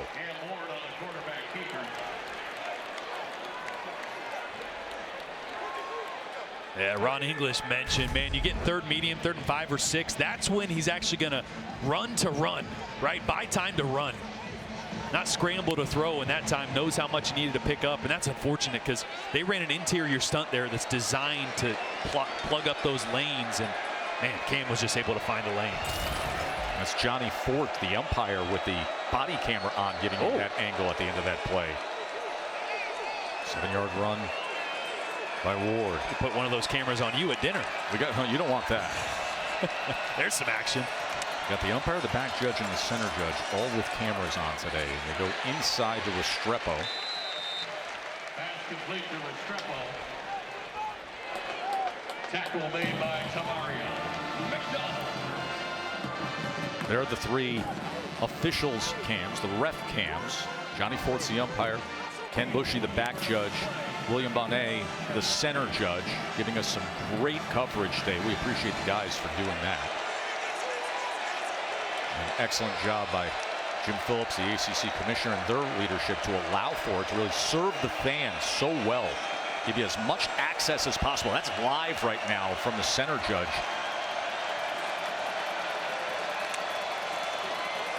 Second and 8. Ward goes with the option at the last second to Restrepo. Oh, Cam Ward made a little audible there to a QB draw. Nothing there, so flipped it out to Restrepo. It's going to set up a 3rd and 5, 3rd and 6 here, 3rd and 5. Remember last time, this is where Cam used his legs to pick up the first. And again, Jeff Brom urged his defense to bring more pressure, make Cam Ward uncomfortable. So here on 3rd down, do they dial up the pressure, drop back and play coverage? 11th play of this drive coming up. They're going to bring pressure here off the edge.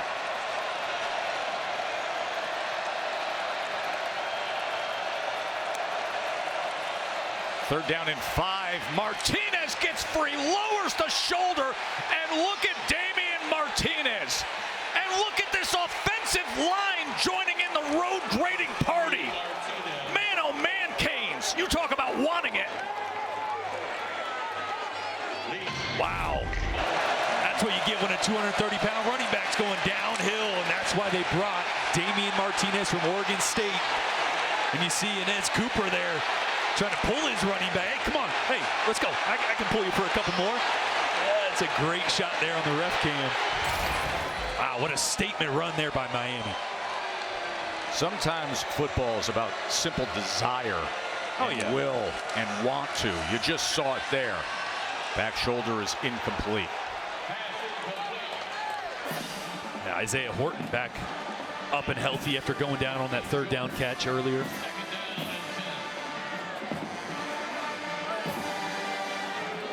Boy, that run too that Martinez had, the pressure was dialed up, had a linebacker blitzing right to that A gap that Martinez started at.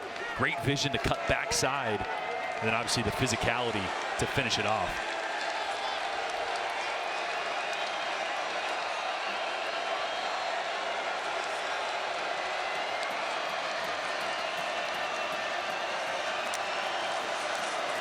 Second down.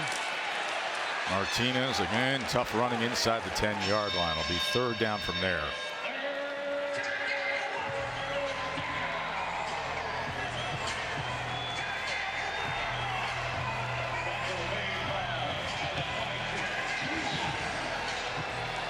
Kind of opening drive that Mario Cristobal told Stormy Bonantoni that he looked for. Ron English's defense is trying to close the door. Miami's 3 for 3 on third down on this drive, now facing a 3rd and 6.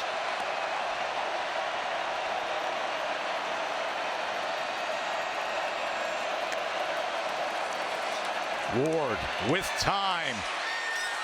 What a catch by Restrepo and a touchdown, Canes.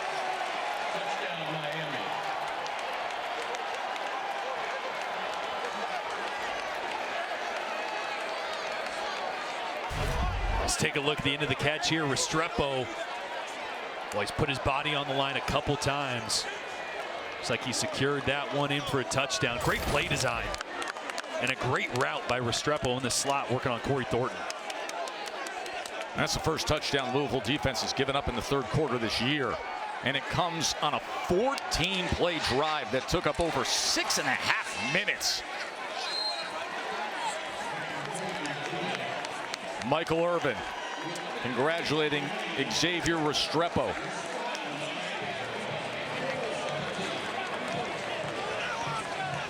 The career reception mark for Xavier Restrepo. He just keeps moving on up. Number 2 in Miami history now. What a career for Xavier Restrepo.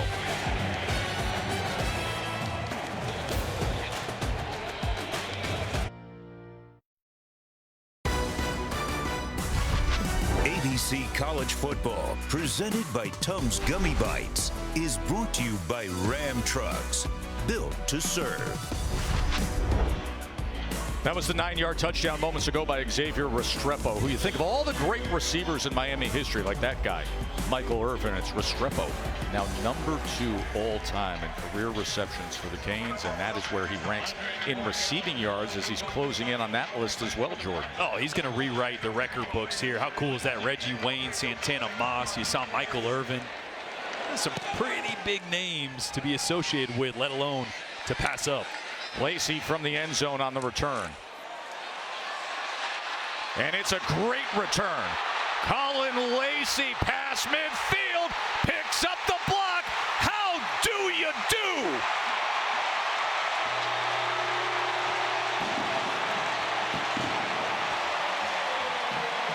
"100 sensational yards from Colin Lacey."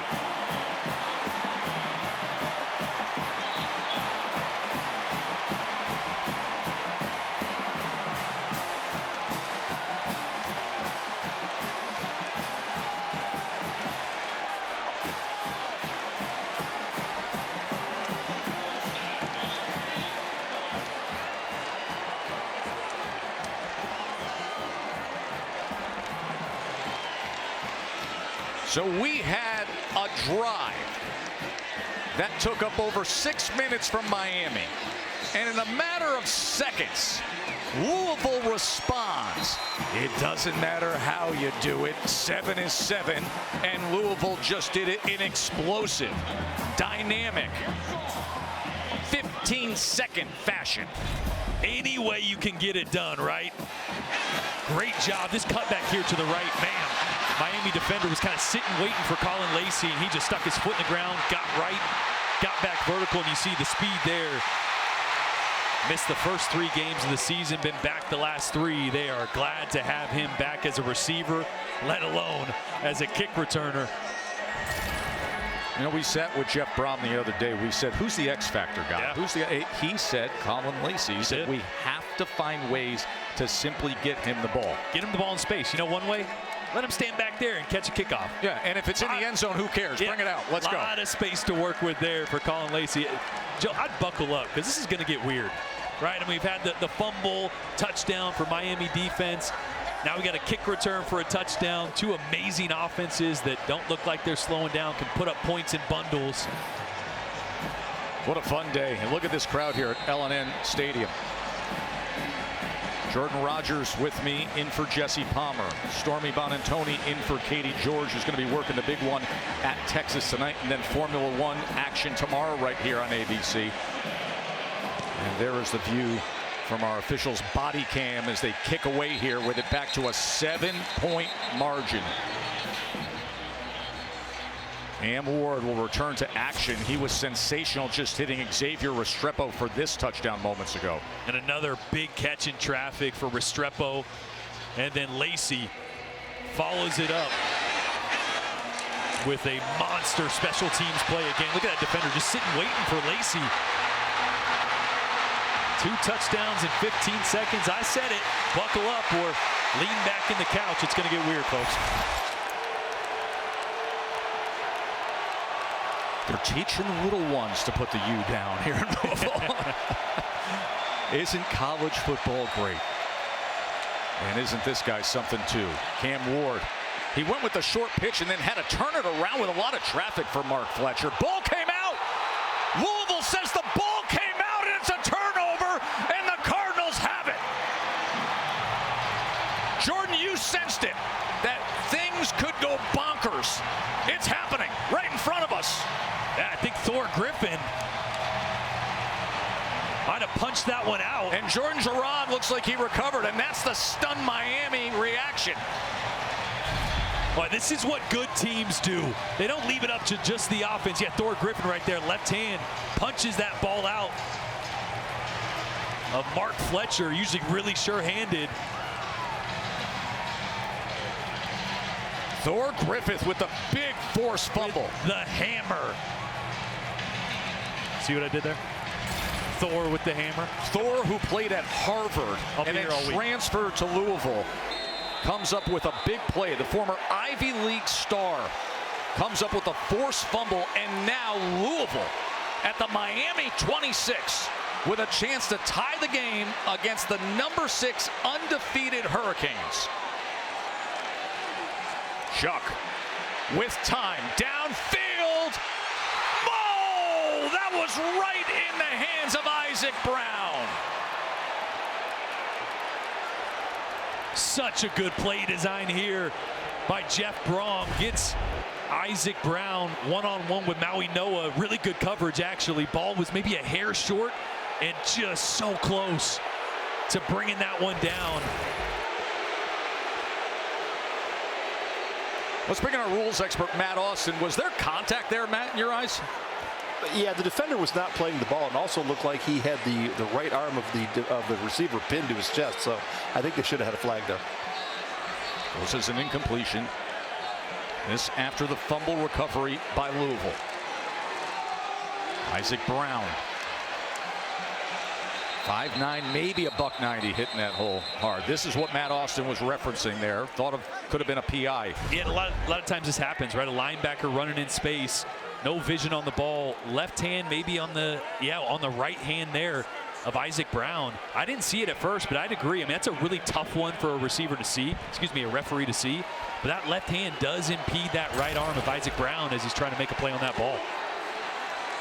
100-yard kickoff return, and then the fumble and the recovery by Louisville, and now a 3rd and 5.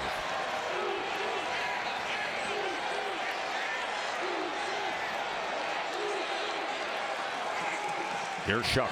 They drop 8 into coverage. Touchdown, Louisville! Ja'Cory Brooks!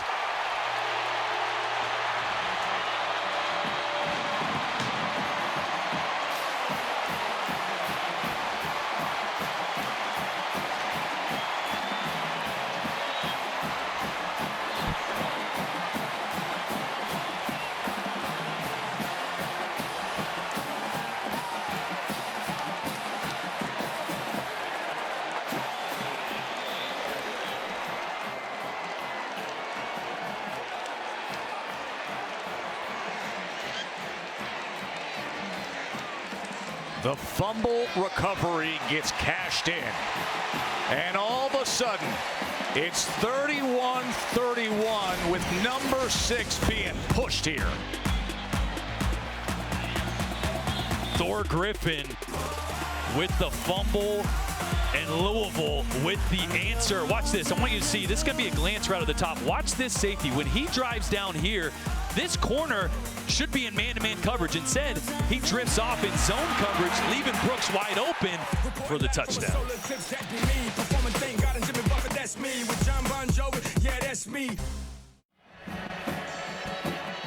Ja'Cory Brooks, moments ago, he had the touchdown catch, has tied the game at 31-31.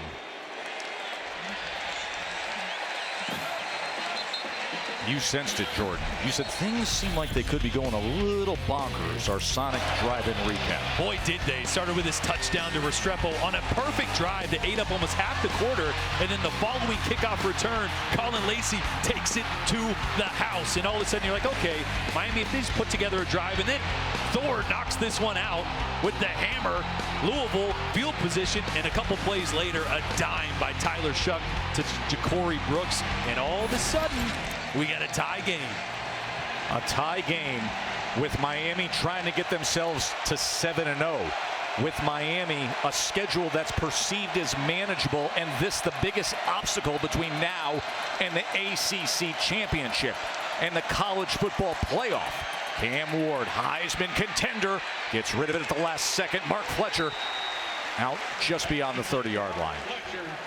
Boy, this is where you really start to hold your breath if you're a Miami fan and a Louisville fan when Cam Ward starts to extend the play. It's either going to go one way or another. It's going to be a big-time play like we've seen him make a million times, or Louisville might just end up forcing another big play on defense. He leads the nation in touchdown passes. He has 3 today, 23 on the year. 2nd down and 5. And now a little more concern with those Miami fans. They traveled so well to this big showdown game. The first sold-out ACC game here since 2017. Fletcher on 2nd and 5. And we have definitely seen more pressure in this second half from defensive coordinator Ron English. Jeff Brom mentioned we got to dial up the pressure. We can't let Cam Ward sit back there. That time, dialed up a field zone pressure and able to bring down Mark Fletcher to force this 3rd and short.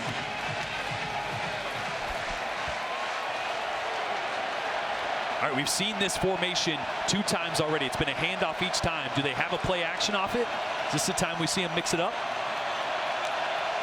3rd and 2.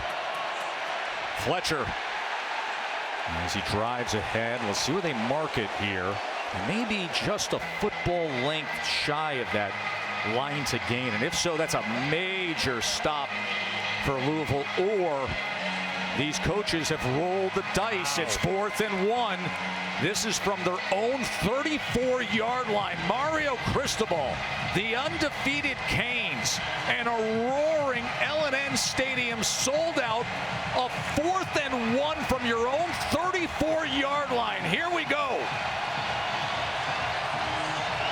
A little confusion by Miami. Play clock counting down. 4th and 1. Fletcher, 1st down, Canes. Well, Cam Ward almost thought about pulling that one. He's got a read on that play. It took him a while to take it out of the gut of Fletcher. Made the right decision to hand that one off. But Cam Ward was the one signaling to the sideline going, let's go for it. I mean, hard to say no to your Heisman hopeful, Heisman front-runner quarterback saying, let's go for it. We got this. Those around the program will tell you this is a level of leadership that they haven't seen in a while with Miami. The star quarterback, Cam Ward, in a thriller of a tied game. Cranks it up, goes downfield, and gets it complete. Here goes Restrepo again, spinning his way, kept his balance inside the 5. Cam Ward and company are rolling out.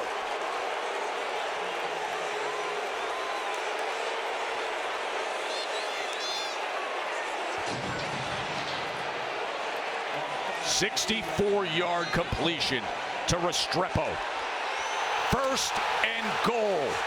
Ward on the slant. His 4th touchdown pass of the day. Just like that. Isaiah Horton. What is happening? This is unbelievable. This third quarter has shown up, and Cam Ward, man, that throw down the sideline was big time. Under pressure, put it on the money to his #1 receiver, Xavier Restrepo. And then again, another tight window man coverage throw there to cap it off with the TD. How wild is this third quarter? So entertaining. On a wonderful start to this loaded day of college football on ABC, this is the kind of game we get. Boy, watch the block by Arroyo here, just to get a little piece of Gelati, and that was all he needed. Just a half a second to buy time for Cam Ward to get it down to Xavier Restrepo, who's working in the slot. He's got a little wheel and go. Great job of selling it right here with his eyes and his head. That's what creates the separation. Throws the mailbox left hand up saying, hey, I'm open. And Cam Ward again with just enough time. And the touchdown throw to cap it off to Horton.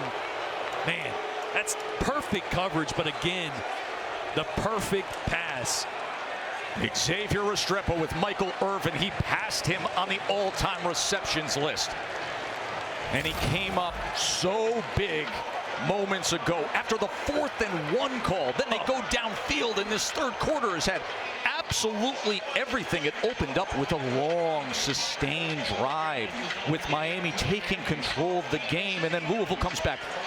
The 100-yard kickoff return touchdown by Lacey. The big play by Brooks, and then Ward, so dynamic. The Heisman contender putting on a Heisman-like performance on the road today with 4 touchdown passes, and you know we still got plenty and plenty of ball to go. And somehow we're back where we started off this second half with Louisville down just a touchdown after all the madness. And Colin Lacey sitting back, waiting for this kickoff after just a few minutes ago taking one to the house.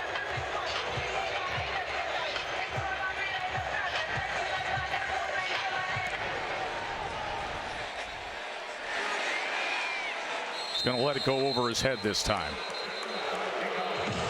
Obviously, you hear the cascade of boos here because they felt it should have been a holding call with Gelati, their star defensive end and pass rusher.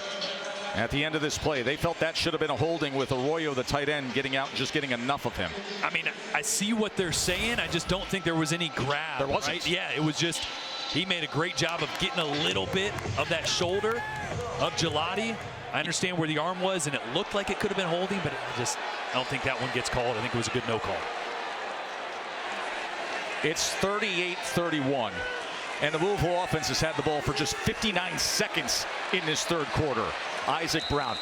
Let's bring in longtime official Matt Austin to adjudicate on this. Yeah, Jordan, I know you're an offensive player, so you never liked holds, but I think this one should have been called. He's got him up high. He definitely takes a step away and prevents him from getting back to the quarterback. So I would have liked to see a foul there. You know, Matt, actually, that second time I watched it, I do think that arm grabs, like his hand doesn't grab, but it gets a little friction. Like Matt said, up on that shoulder pad, it definitely impeded Gelati from getting the ward. But I am an offensive guy, so I'm tough to convince. 2nd and 7. Shuck quickly gets it complete to Redmond. The ball came out. They're going to say incomplete. They're going to say incomplete, that it is not a completion and a fumble, so it'll be 3rd down and 7. Yeah, just a little Y-stick route here by the tight end. An incomplete pass. Zaquan Patterson's going to 3rd down. dislodge the ball there, but not enough time, not enough possession there. I think that's the right call. 3rd and 7.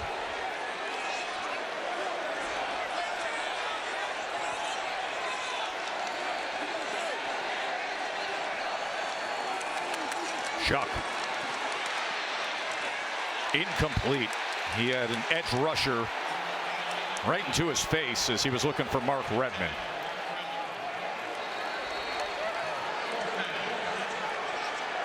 He's going to have Harris coming hard off this backside. He tries to hold in there as long as he can. He wants his running back in the flat. I think it was Isaac Brown out there. Great coverage. Comes to his second option and just not enough time. Oh, what is this? What is this? A punt? Exactly. What is happening? What do you call that? As Brady Hodges. It's not. It's a fake. It isn't a punt after all. A fake punt for a 1st down, as Jeff Brom said it earlier. We're going to be going for it. That's Dwayne Martin, who plays special teams, carrying the ball for 14 yards and a 1st down on a fake punt.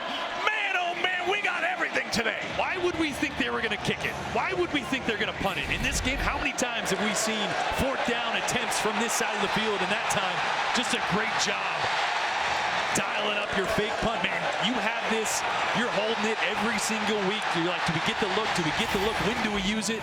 That's a great call by Jeff Brom to dial up a trick play when we all should have been expected that, right? Listen, even the coaching staff at Miami said it to us this week to expect everything. They even mentioned the fakes as the flag comes in.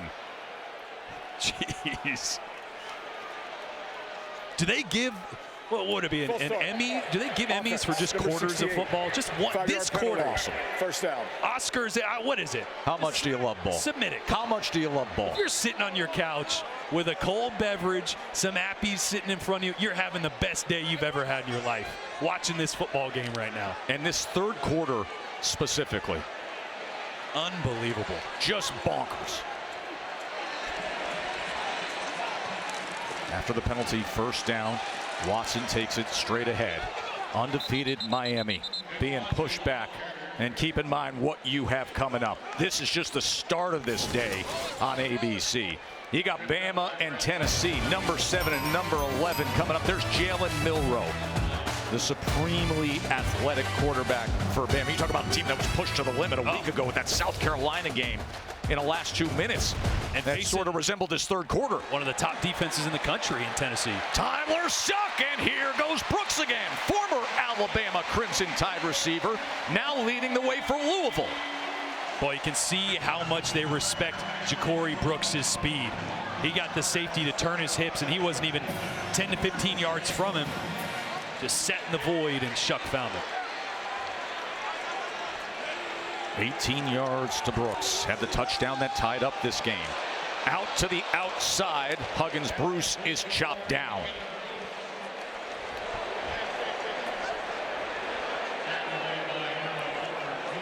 Boy, just you're finding anywhere as a play caller to kind of take a breath in this quarter. I mean, it's been so wild, right? So right there, just trying to get the ball to the perimeter, see if you can break a tackle. But I bet Brom's going to dial it up here again. Keep the pedal to the metal. Coming to the end of this 3rd quarter. And that scoreboard isn't done yet. Final play of the 3rd quarter. Incomplete. He was looking for Brooks. Mish Powell had coverage. And we've got high drama here in Louisville. Miami trying to stay unbeaten. 38-31 as we head to the fourth. ESPN College Football is presented by Tums Gummy Bites. Returns after this message and a word from our ABC stations. Don't go anywhere. Coach Cristobal, this Louisville team pulling out all the stops here, meeting aggression with aggression. What mindset do you need from your group here? 1-0 mentality on every single play. You know, we got to make that stop on the fake punt. We know it's coming, so we got to get that done. But more than anything, we got to just play 1-0 football on every single down. Thank you, Coach. Thank you. How about the energy in this place as we start the fourth quarter? It is hopping. The bourbon. Oh, my man. That third quarter was like small batch, single barrel. Just keep pouring it. And here we go. Fourth quarter, 38-31. Undefeated Miami being tested here at Louisville. And Shuck throws it away. 28 points in that third quarter, but I mean the points alone, the plays, they're just wild plays. Fourth down conversion, kickoff return, fumble, big play, fake punt. We had a little bit of everything. Jeff Brom, it's a 4th down and 8. Woo. Remember, he was going for 4th downs inside his own 35. Here's a 4th down and 8. Kind of in no man's land for a field goal, so this might be the right call. And Tyler Barron and Ruben Bain get after Tyler Shuck here. 4th and 8. Shuck pressured, looks to extend the play. Got to come up with something. 4th and 8. Downfield penalty flag is down as it's incomplete. 2 flags are down. And this looks like it's going to go against Miami. I think they're going to get pass interference on. Prior to the pass, holding, defense, number 19. Yep. 10-yard penalty from the previous spot and an automatic first down. Yeah, so Ruben Bain and Tyler Barron provided the pressure on Tyler Shuck. He gets outside the pocket.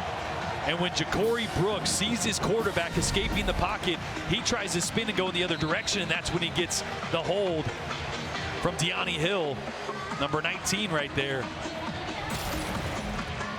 Boy, the coverage was great initially from Hill, and then with the change of direction, just got a little bit of jersey.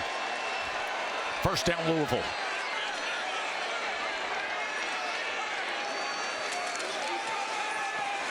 Here's Shuck downfield. No penalty flag, incomplete. Trying to find Amari Huggins-Bruce, but Porter had coverage.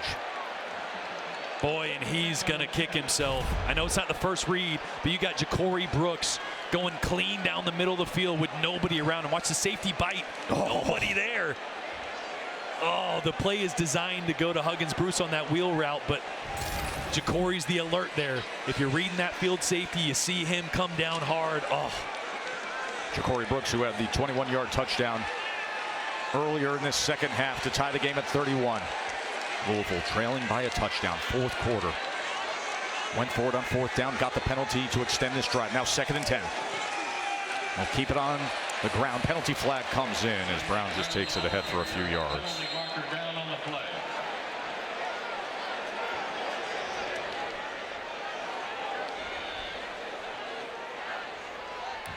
Illegal shift.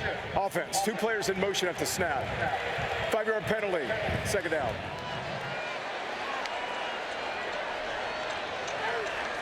Yeah, Ja'Cory Brooks was kind of resetting after the initial shift and then ended up moving at the same time of the motion there. Well, both quarterbacks have had their moments today. Ward, of course, the Heisman contender, but Shuck with an opportunity here to make a statement on this drive to open up the fourth quarter. Duke Watson comes in at running back to flank him on 2nd and 15 after the 5-yard penalty.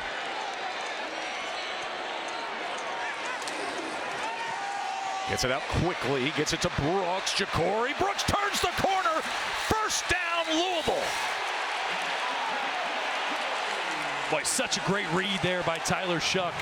That's an RPO, a run-pass option. The initial call is to just hand the ball off to Duke Watson, but he gets a little bit of space on the outside and gives it to his best playmaker in space. Quick to the line. Up tempo now for Louisville, looking to tie the game. Watson off right tackle, keeps his footing, lowers the shoulder, and is forced out inside the 5-yard line by Richard. As Cam Ward watches on. Louisville's a team that likes to huddle, right? But the opportune moments that they've pressed tempo today have really created an advantage. That time there, a safety on the side of the handoff, not aligned, and late getting to Duke Watson. Let's see if they can punch it in here. They can get a first down at the 1-yard line. Keep that in mind. Watson splits out. Shuck gets in the ball in space to the corner. Touchdown. Put those L's up.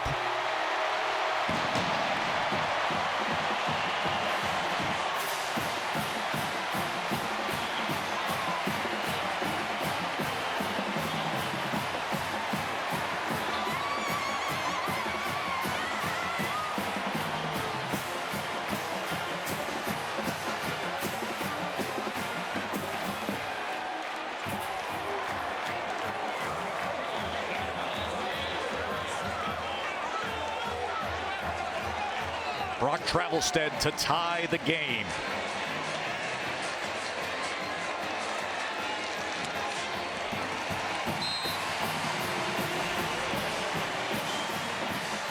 Did we expect anything different from two of the top offenses in the entire country? Louisville with a methodical drive here. A little bit of a pick play as they're getting the running back out. Watch the slot receiver here, I think it's Redmond, the tight end, just get a little bit of Maui Noah, just enough to make him go underneath to open up the space for Watson and tie the ball game.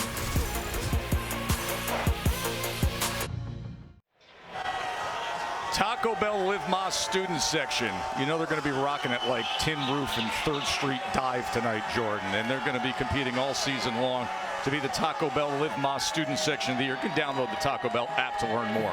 You know how much late night Taco Bell is going to be had tonight in Louisville if this thing keeps going in this direction? 38-38. After an utterly outrageous 3rd quarter, then the 4th quarter opens up with Shuck hitting Watson for the touchdown to tie things up. Chris Johnson Jr. on the return. Flag is down at the 42-yard line.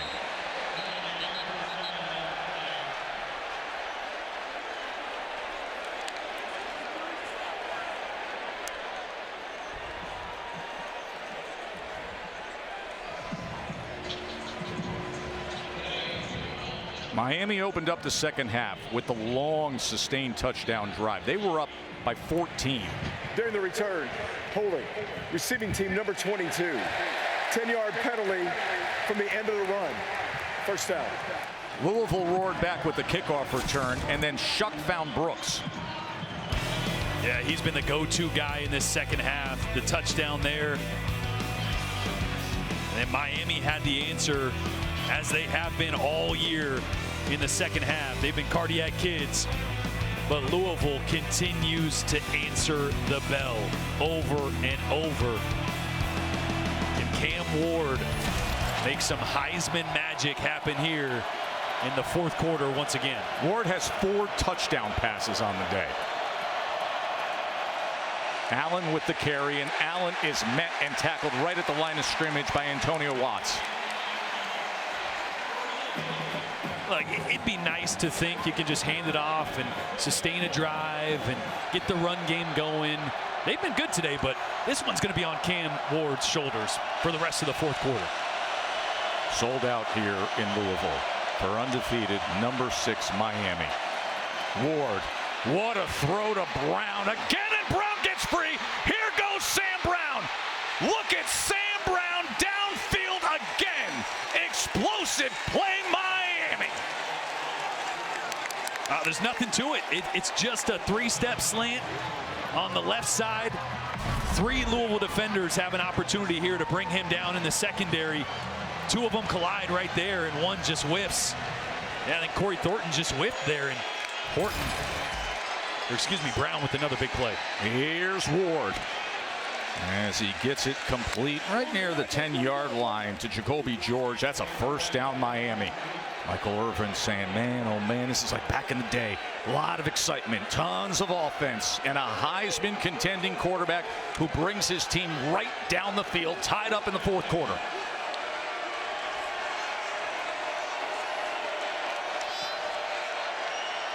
We got Restrepo in the slot, man-to-man coverage. Allen. Look at A.J. Allen as he works his way inside the 5, down to the 2. McDonald tackled him.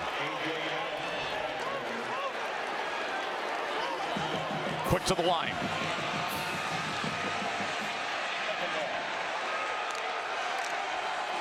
Allen again into the end zone. Hurricanes retake the lead.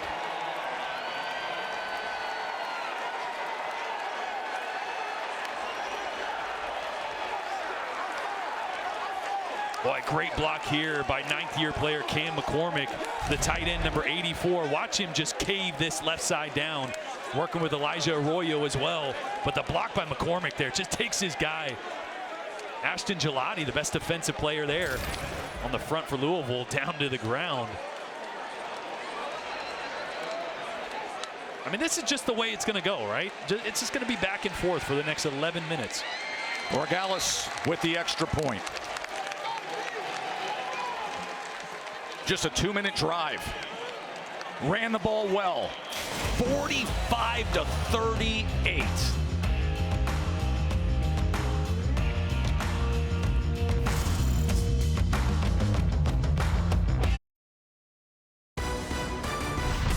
ABC College Football is presented by Tums Gummy Bites. Get fast relief of occasional heartburn. Use as directed. And in part by the Sonic $1.99 menu. Live free. Eat Sonic. Some of the amazing eye candy from our umpire, back judge, and center judge cameras today for this all-time thriller between Miami and Louisville. 45-38. Joe Tessitore, Jordan Rogers, and Stormy Bonantoni with you here.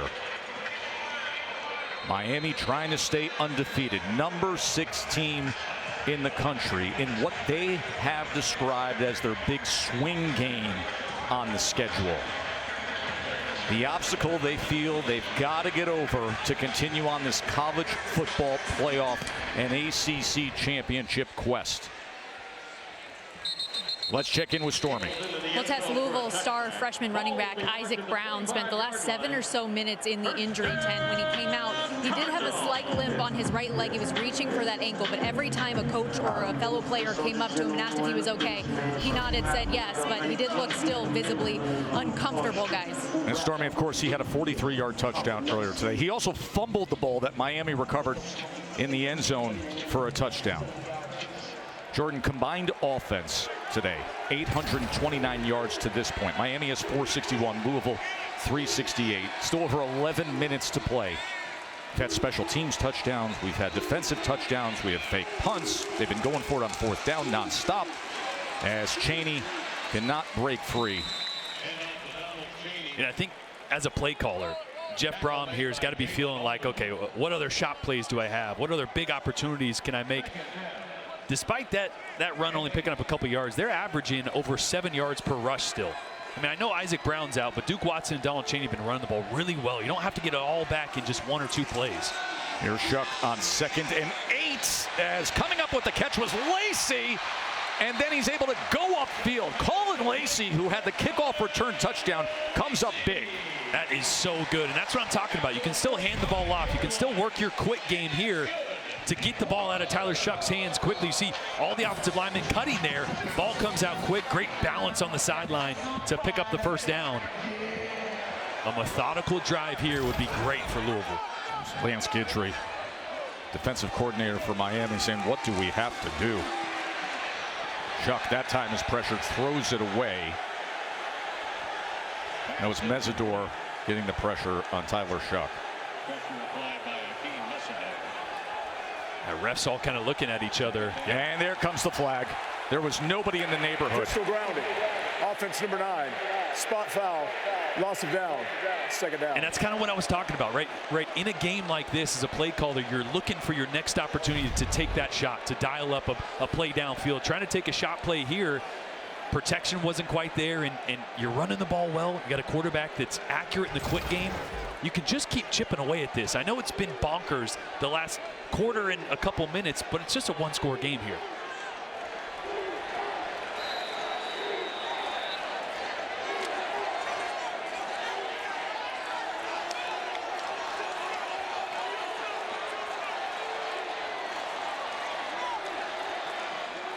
Spot foul made it a 12-yard loss. 2nd and 22. That was overthrown, looking for Chris Bell.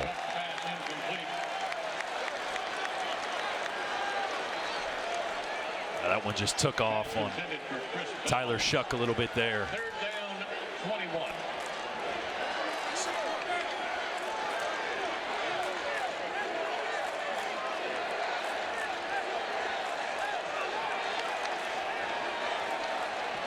I mean, if you pick up 10 or 12 here, I mean, the way this game has been going, we've seen a lot of 4th down calls, rolling the dice. Let's see if they can get a little chunk here and put the decision in Jeff Brom's lap. An intentional grounding put him in a hole. Now 3rd and 22. Can they climb out of it? That is incomplete. Good job breaking on the ball that time by Darryl Porter. He was trying to get it to Amari Huggins-Bruce. Right, great job there by Porter. This is just that sticks route, right? Run up about 12 to 15 yards. Turn your chest to the quarterback, and Porter does a great job of there, not going through the receiver, not going through the back of Huggins-Bruce, getting his left hand around to break that up. And Lance Guidry there coming up with a big stop. Haven't had many of those in this. Not at all. Takes a good Louisville bounce. Welcome to the shootout in Texas. Standing on business, ready for revenge. It's the sweetest victory and that's a win. I'll be right there to catch me if I fall. That is tonight. Coming up next, the sensational Ryan Williams. He's had a couple of plays that you could mark down this year as sort of plays of the year, right? The thriller against Georgia where he spun free. Let's see what he does against the talented Tennessee defense. Tennessee defense who's going to be without Peely. He's a big part of their success. We mentioned that earlier. Got to get Ryan Williams involved early, right? You guys did the game last week. Yes. Only a couple targets by the time the 4th quarter came around. He's too good not to get involved as early as possible against Tennessee. Allen with blockers in front. A.J. Allen with a 1st down for Miami. Jalen Rivers with a big block there. Arroyo coming around as well. Now this is where Miami can use up this clock, right? We've seen both teams jump in and out of tempo. Now you want your veteran quarterback to start to let this play clock tick down as much as possible in between snaps here.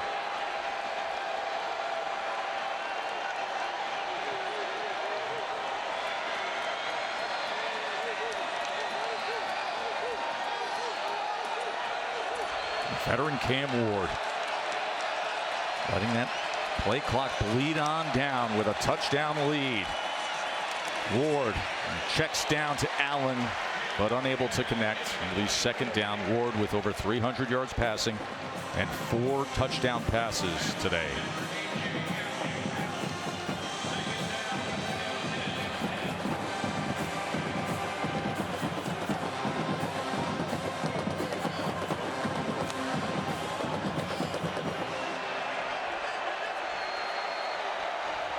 Jared Dawson and that defensive line trying to come up with a stop, get the ball back to the Louisville offense. Here's Ward on 2nd down. Here's Allen in space with blockers in front and then taken down from behind by Des Tell. Critical 3rd down as this crowd will look to rally support in Ron English's defense. Trying to find a way to come up with a stop. There's the veteran defensive coordinator. Moved down to the field a couple weeks ago. He says, I like the emotion of it, the ability to communicate. And what can his defensive front do to disrupt Cam Ward? And Ashton Gelati, their best defensive lineman, got to try to make a play here on 3rd and 3. 230-plus pound Damian Martinez is the running back next to Ward here on 3rd and 3. They get it quickly on the inside to Restrepo, and that is exactly what the veteran slot receiver can give them. First down, Miami. Yeah, and the difference here is the bunch creates space at the line of scrimmage, but it's how quickly Cam Ward's able to get the ball out of his hands. Watch this, one step with his right foot, little sidearm flick. Doesn't need to get his feet all the way to his target. That arm talent means a half a second more of separation for Restrepo as those defenders start to close in. 7 catches, over 100 yards. He passed that legend right there, Michael Irvin, on the all-time catches list in Canes history today.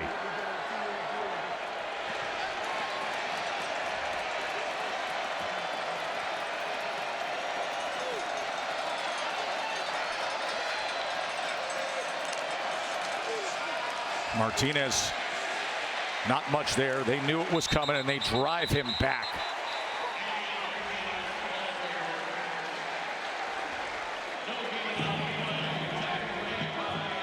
Well, this is where you got to remind your guys with that helmet communication, get the ball, right? Every time a running back is stood up, every time a quarterback is moving in the pocket, you got to go after the ball. This Louisville defense is going to have to try to force the issue here as Miami's putting together a time-consuming drive. And take this under 7 minutes to go with a touchdown lead.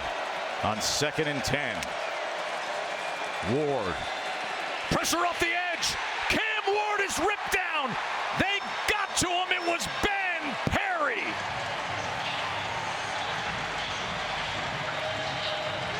And Perry does a great job of breaking down before he gets to Cam Ward. A lot of times you want to come and you want to get a huge hit on the quarterback, but that's when he can make you miss, right? He breaks down, gets even, drops his weight, and makes the sure tackle right there. A great decision. There's a lot of Pop Warner coaches right now across the country there saying, clip that. I mean, that's one where your eyes get so big. That's like, day one. I'm going to just hit him really hard, and then he makes you miss and makes a big play out of the pocket. A really fundamentally sound football play to force this 3rd and long. Huge 3rd and 17. Can the Louisville defense find the stop? Ward's going to run it himself. Cam Ward picks it up with his legs.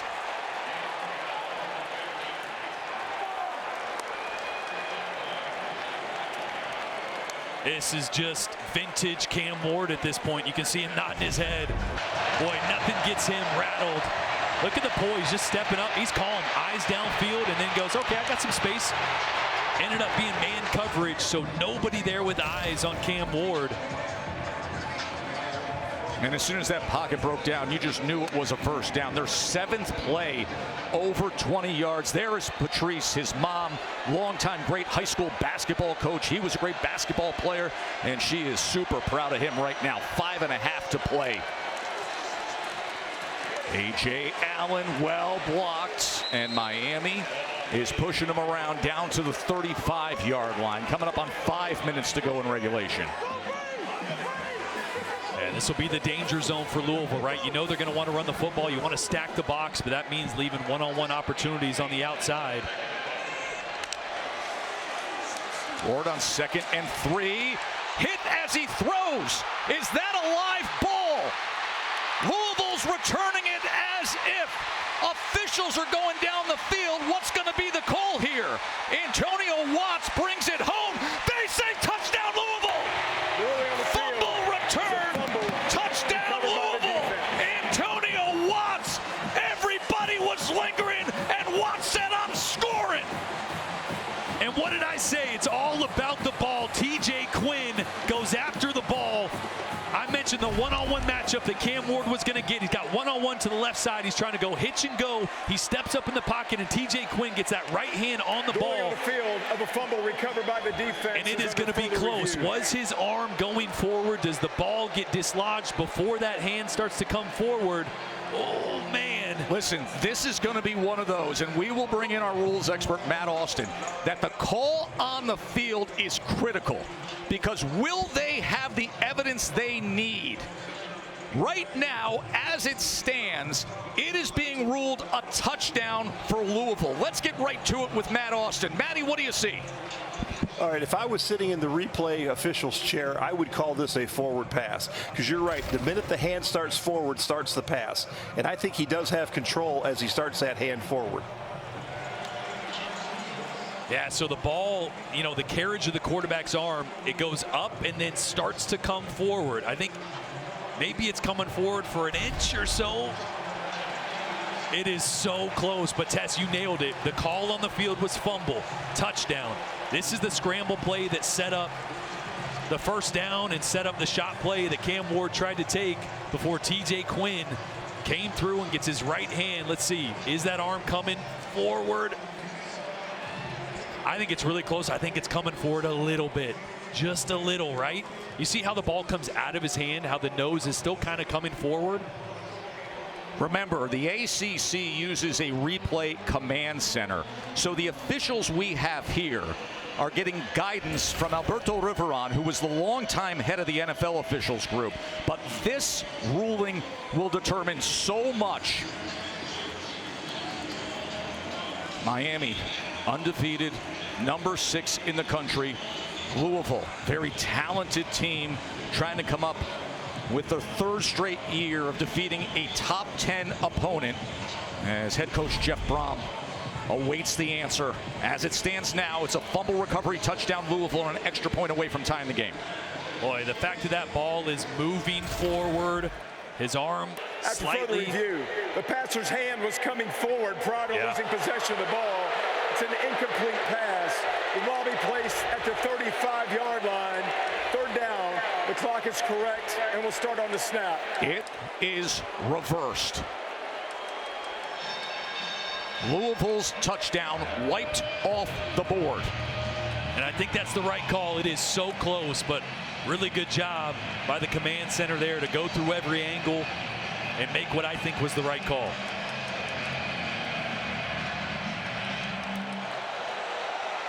Third down and 3.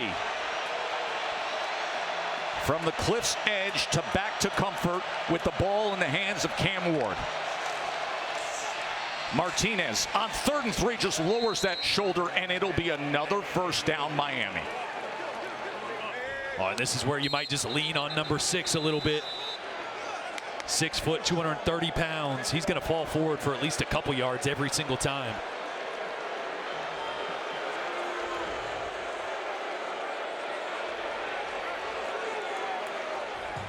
Nez Cooper, starting right guard, is down on the field. And as they check him out, we will take a short time out.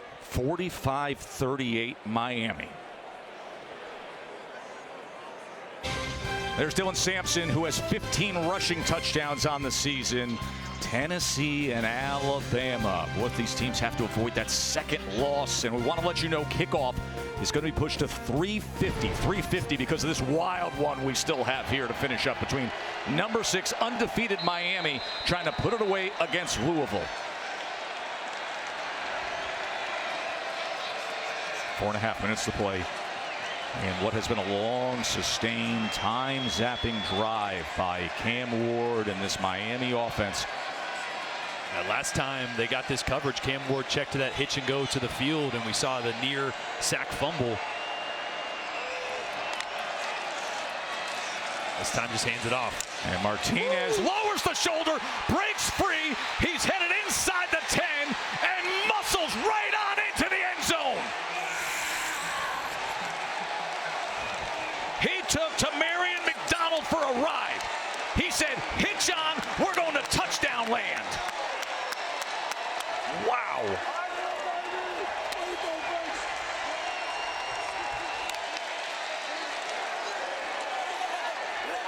That quieted the crowd here, huh? Boy, Damian Martinez, a couple really good short physical runs on this drive that time. You saw a little burst from the 6 foot, 230-pound back. And then you mentioned it, Joe. Carried all but 1 or 2 guys, it felt like, into the end zone.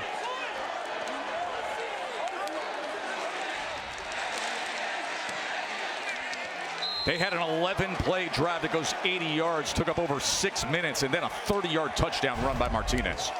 I mean, just what this is it's just inside. Like, if you pick up 3 or 4, this is a great play design, right?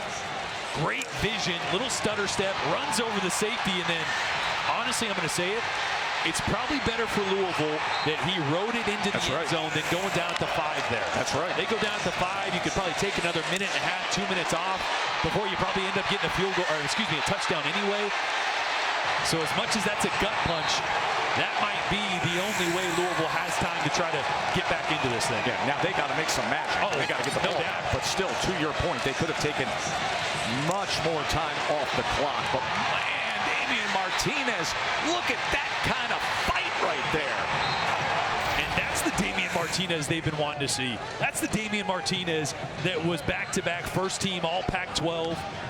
1,000+ yards, a Doak Walker finalist last year. That's the guy they've been waiting for, and he showed up in one of the biggest moments. They always describe him as a bruiser. You just saw how a bruiser-type running back gets after it when a game is on the line.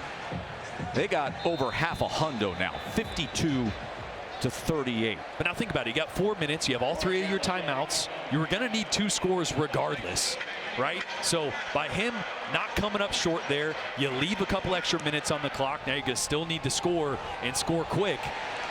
This guy can do that. Lacey had the big kickoff return touchdown earlier, but very good coverage against him here just outside the 23. And Jeff Brom mentioned from Jump Street they were going to have to be aggressive all day because of who was on the other side, and Cam Ward come out in some crazy formations, the trick plays, everything. He has unloaded the clip today, the fake punt that everybody sitting here knew was coming, but still Miami couldn't stop it. They're going to need to pull out some of the magic that we've seen so far from Tyler Shuck in this Louisville offense. Here on 4th and 8, they get the pass interference that keeps the drive alive. They're going to need some chunk plays here and fast. Just under 4 minutes to play. Sidearm is incomplete. He's trying to get it to Brooks. Pass incomplete. Intended for Ja'Cory Brooks. You see Isaac Brown back out there. He's still got a little bit of a limp, the true freshman running back. They really like him out of the backfield. They've targeted him downfield a couple times as well.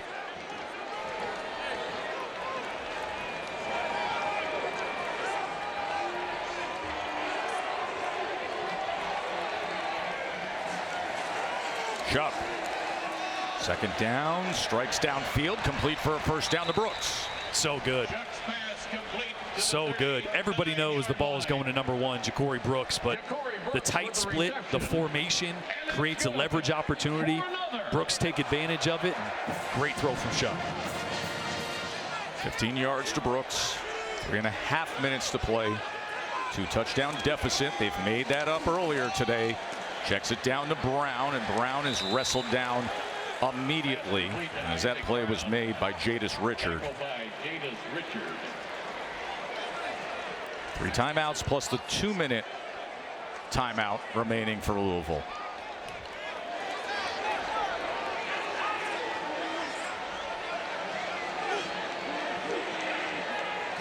Second and 14. Shuck taken down and sacked, and it's Ruben Bain, the dynamic defensive end for the Canes.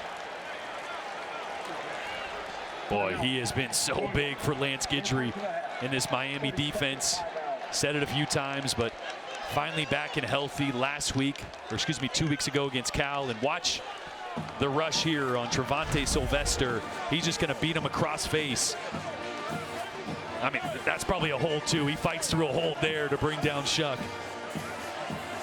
See Tyler Barron there getting his hand, speed rush on the outside as well. This is where this defensive front, as talented as they are, have to take over games.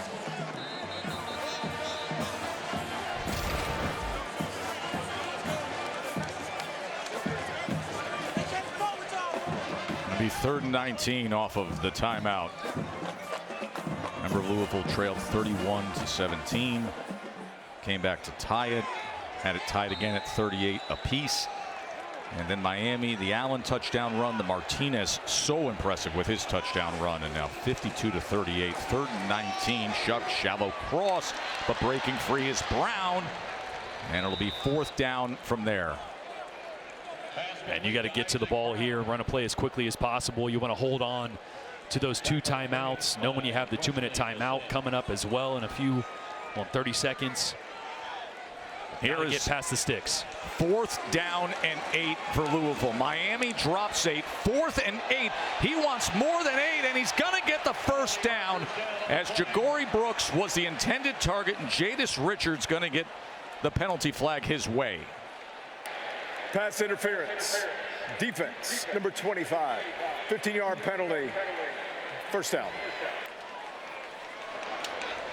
Boy, and another big call on Ja'Cory Brooks. It was right before that. Richard actually gets his left hand kind of on the jersey around the waist of Ja'Cory Brooks, so good call. Pass midfield. Remember, they have the 2-minute timeout as well as the 2 timeouts.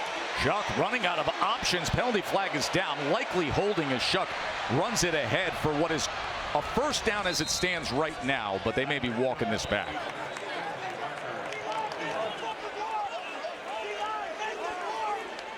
It looked like C.J. Clark was wrestled to the ground. Holding. Offense number 70. 10-yard penalty. Well, I just mentioned Trevante Sylvester, left tackle. Probably should have had a holding call in the last play on Bain. And this one, Joe, you're used to this. What is that, a body slam? You put him down pretty good.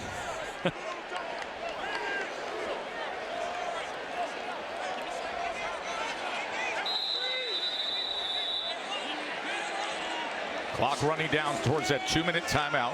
They go with the quick screen to Lacey, and Lacey is tackled near midfield. And with that, we will reach the 2-minute timeout. Louisville desperate for something here, trailing by 14. As it's been a thriller here at L&N Stadium on a glorious Saturday to start off your ABC college football.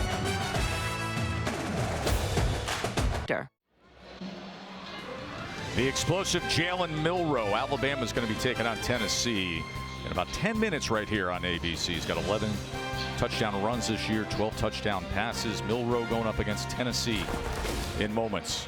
Cam Ward today, 4 touchdown passes, 319 yards passing for Cam Ward. Almost like a quiet day for Cam Ward. Isn't that crazy? I mean, no, really. Really? I mean, guy leads the nation in touchdown passes. He's got 4 today, and you're talking about everything else. Yeah. 2 minutes to play. Louisville trailing by 14. Shuck. That is incomplete. Again, looking for Brooks.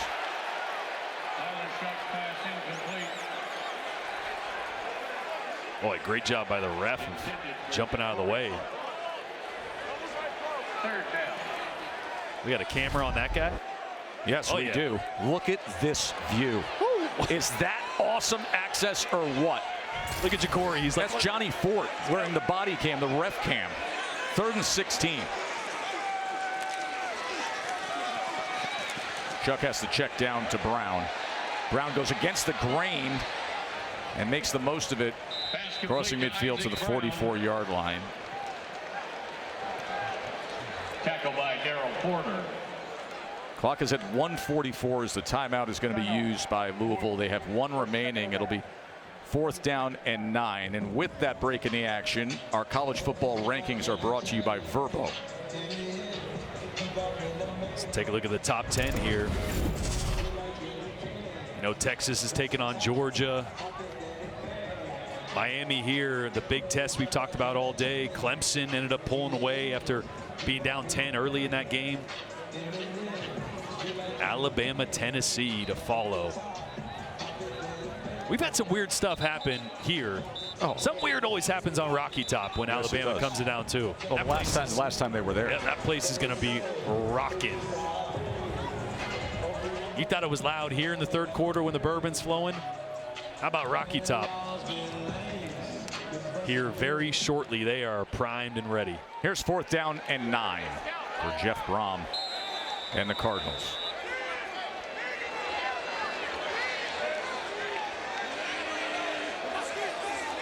Shuck on 4th and 9. As he gets it complete for the first down to Lacey. So there is still hope for Louisville. Yeah, still hope. Obviously, with the timeout situation, it'd have to be an onside kick if they do get a score here, but you got to do that first. And we saw South Carolina against Alabama last week.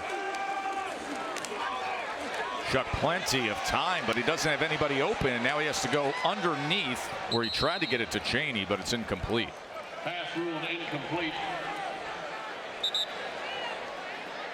Officials timeout for an injured offensive player. Players down. It's Donald Cheney, the former Miami Hurricane running back who transferred to Louisville. We have a few players in this game who has swapped schools. Of course, that's very common. You know, it's interesting to really assess Miami, Jordan, because you sit back, yeah, you have Cam Ward, you have all this offensive talent. They give up a lot of big plays. We saw it again today. They could probably outscore anybody in the country if they really need to. How do you view them in terms of being a national title contender? Well, now that their defensive line is a lot healthier with Ruben Bain back and a couple others, they're better up front. They could force some more turnovers possibly. You're not going to be a team that's going to hold a good offense to 25 points. But if you can score 50 against good defenses, it doesn't really matter if you get a turnover in there every now and then. Yeah, they can. They can play these kind of wild games and put up the points, and they put up 52 today. Got a little help defensively with a defensive touchdown. Second down, Shuck over the middle, gets it complete inside the 10, and Ja'Cory Brooks has Louisville in position now. 1st and goal. Wow. Still a timeout remains. Little double move down the middle. That is a heck of a throw, kind of on the back hip, back shoulder by Tyler Shuck to obviously Ja'Cory Brooks, who has over 100 yards receiving and a touchdown. 28 yards there. Got to score quickly. Going to need to get the ball back. And a timeout's going to be used by Miami. Snap. Timeout. Miami.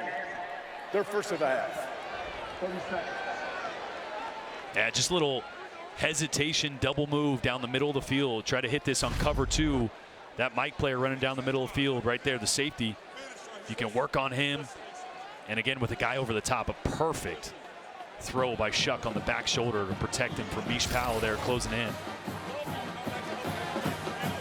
Had a wild third quarter here. Had an energized start to the fourth quarter before Miami took control, especially with the long drive that Martinez capped with 30-yard touchdown run. A reminder that Alabama and Tennessee is coming your way in moments, and then the big one tonight with Georgia at Texas. Of course, Austin, sort of the sports capital of the world this weekend, with Formula 1 on ABC tomorrow. Katie George with both assignments there. Football game and Formula 1. We're thrilled to have Stormy with us, taking her place in what's been a fun day to get this day of college football started. Tyler Shuck looking to throw back against the grain, but that was well covered and he didn't have an option, so that leaves 58 seconds and 2nd and goal. Yeah, Jaden Harris over there blew that one up. If he's not there, you got 2 blockers and a tight end wide open. So a really good job by the backside safety Harris there.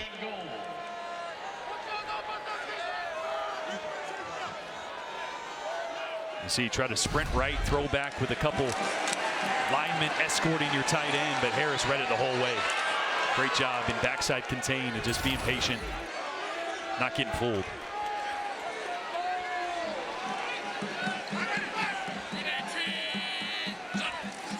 Second and goal. Shuck to the end zone. And touchdown, Louisville, Ja'Cory Brooks. So we will have the onside attempt as they come right down the field in a 13-play drive for the touchdown. That's just one-on-one on a slant. Ja'Cory Brooks has won almost every, look at this, little outside move just to hesitate.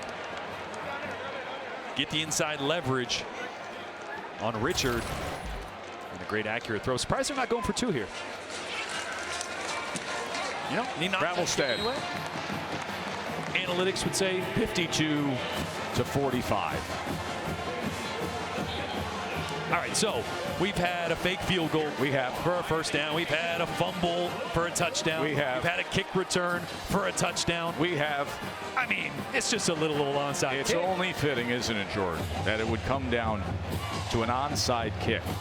52-45, and we're not done yet. We saw in your game, South Carolina, Alabama last week, a little drop kick, onside kick that got kind of a sideways spin. That was the punter with like a chaos kick. And we'll see what version we get today. It'll be the first onside kick attempt for Louisville this season. This will be the first one they've attempted this season.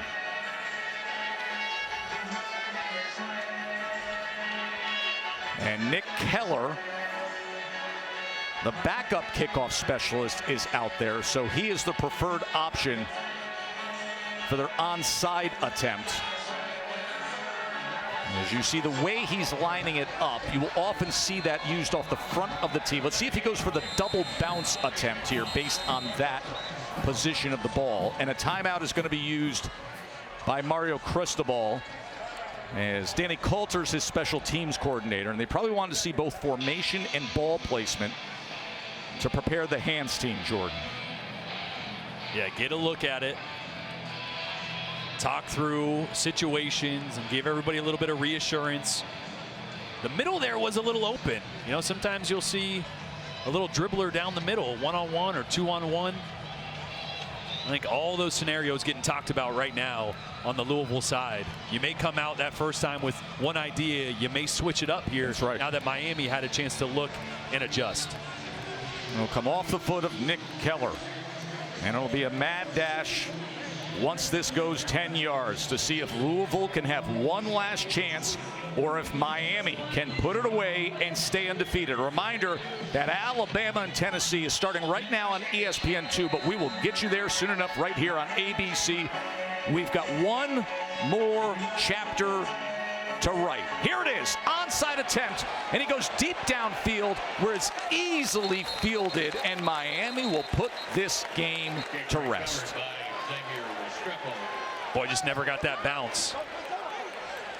That's Xavier Restrepo wearing a different jersey to not have the double number, and isn't it fitting that he would be on the hands team and secure that ball? Boy, after the day he has had rewriting the record books past the great Michael Irvin. After the play was over, personal foul, unnecessary roughness, kicking team number 21, 15-yard penalty, first down. He did not get the bounce he was looking for with the tip of the ball, and by being on the side of the ball, it goes downfield further where Restrepo easily secures it. And again, this is a huge win for Miami. We've talked about their schedule. We've talked about the implications of the ACC championship, the college football playoff. They don't have a ranked win. Currently, nobody's sitting on their remaining schedule that possibly could be a ranked win until a potential ACC championship. So that first really big speed bump for this Miami team in their quest to get to the college football playoff and take the next step as a program. Mario Cristobal said to us the other day, he just kept saying, this one is huge. Yeah. It is absolutely huge. We're going on the road. It's sold out. It's a talented Louisville roster. We know the spot we're in. We've got to get over this one as the final timeout is used by Louisville. And then you reflect on Cam Ward, who you say, quietly, by the way, the Heisman contender goes for 319 and 4 passing touchdowns. Boy, he's had a handful of Heisman moments over the last month in the comeback wins. He had a handful of Heisman-esque throws today, buying time over and over again to let his receivers open up downfield. It's the accuracy. It's the playmaking ability. It's the mobility, and these throws in tight windows over and over again.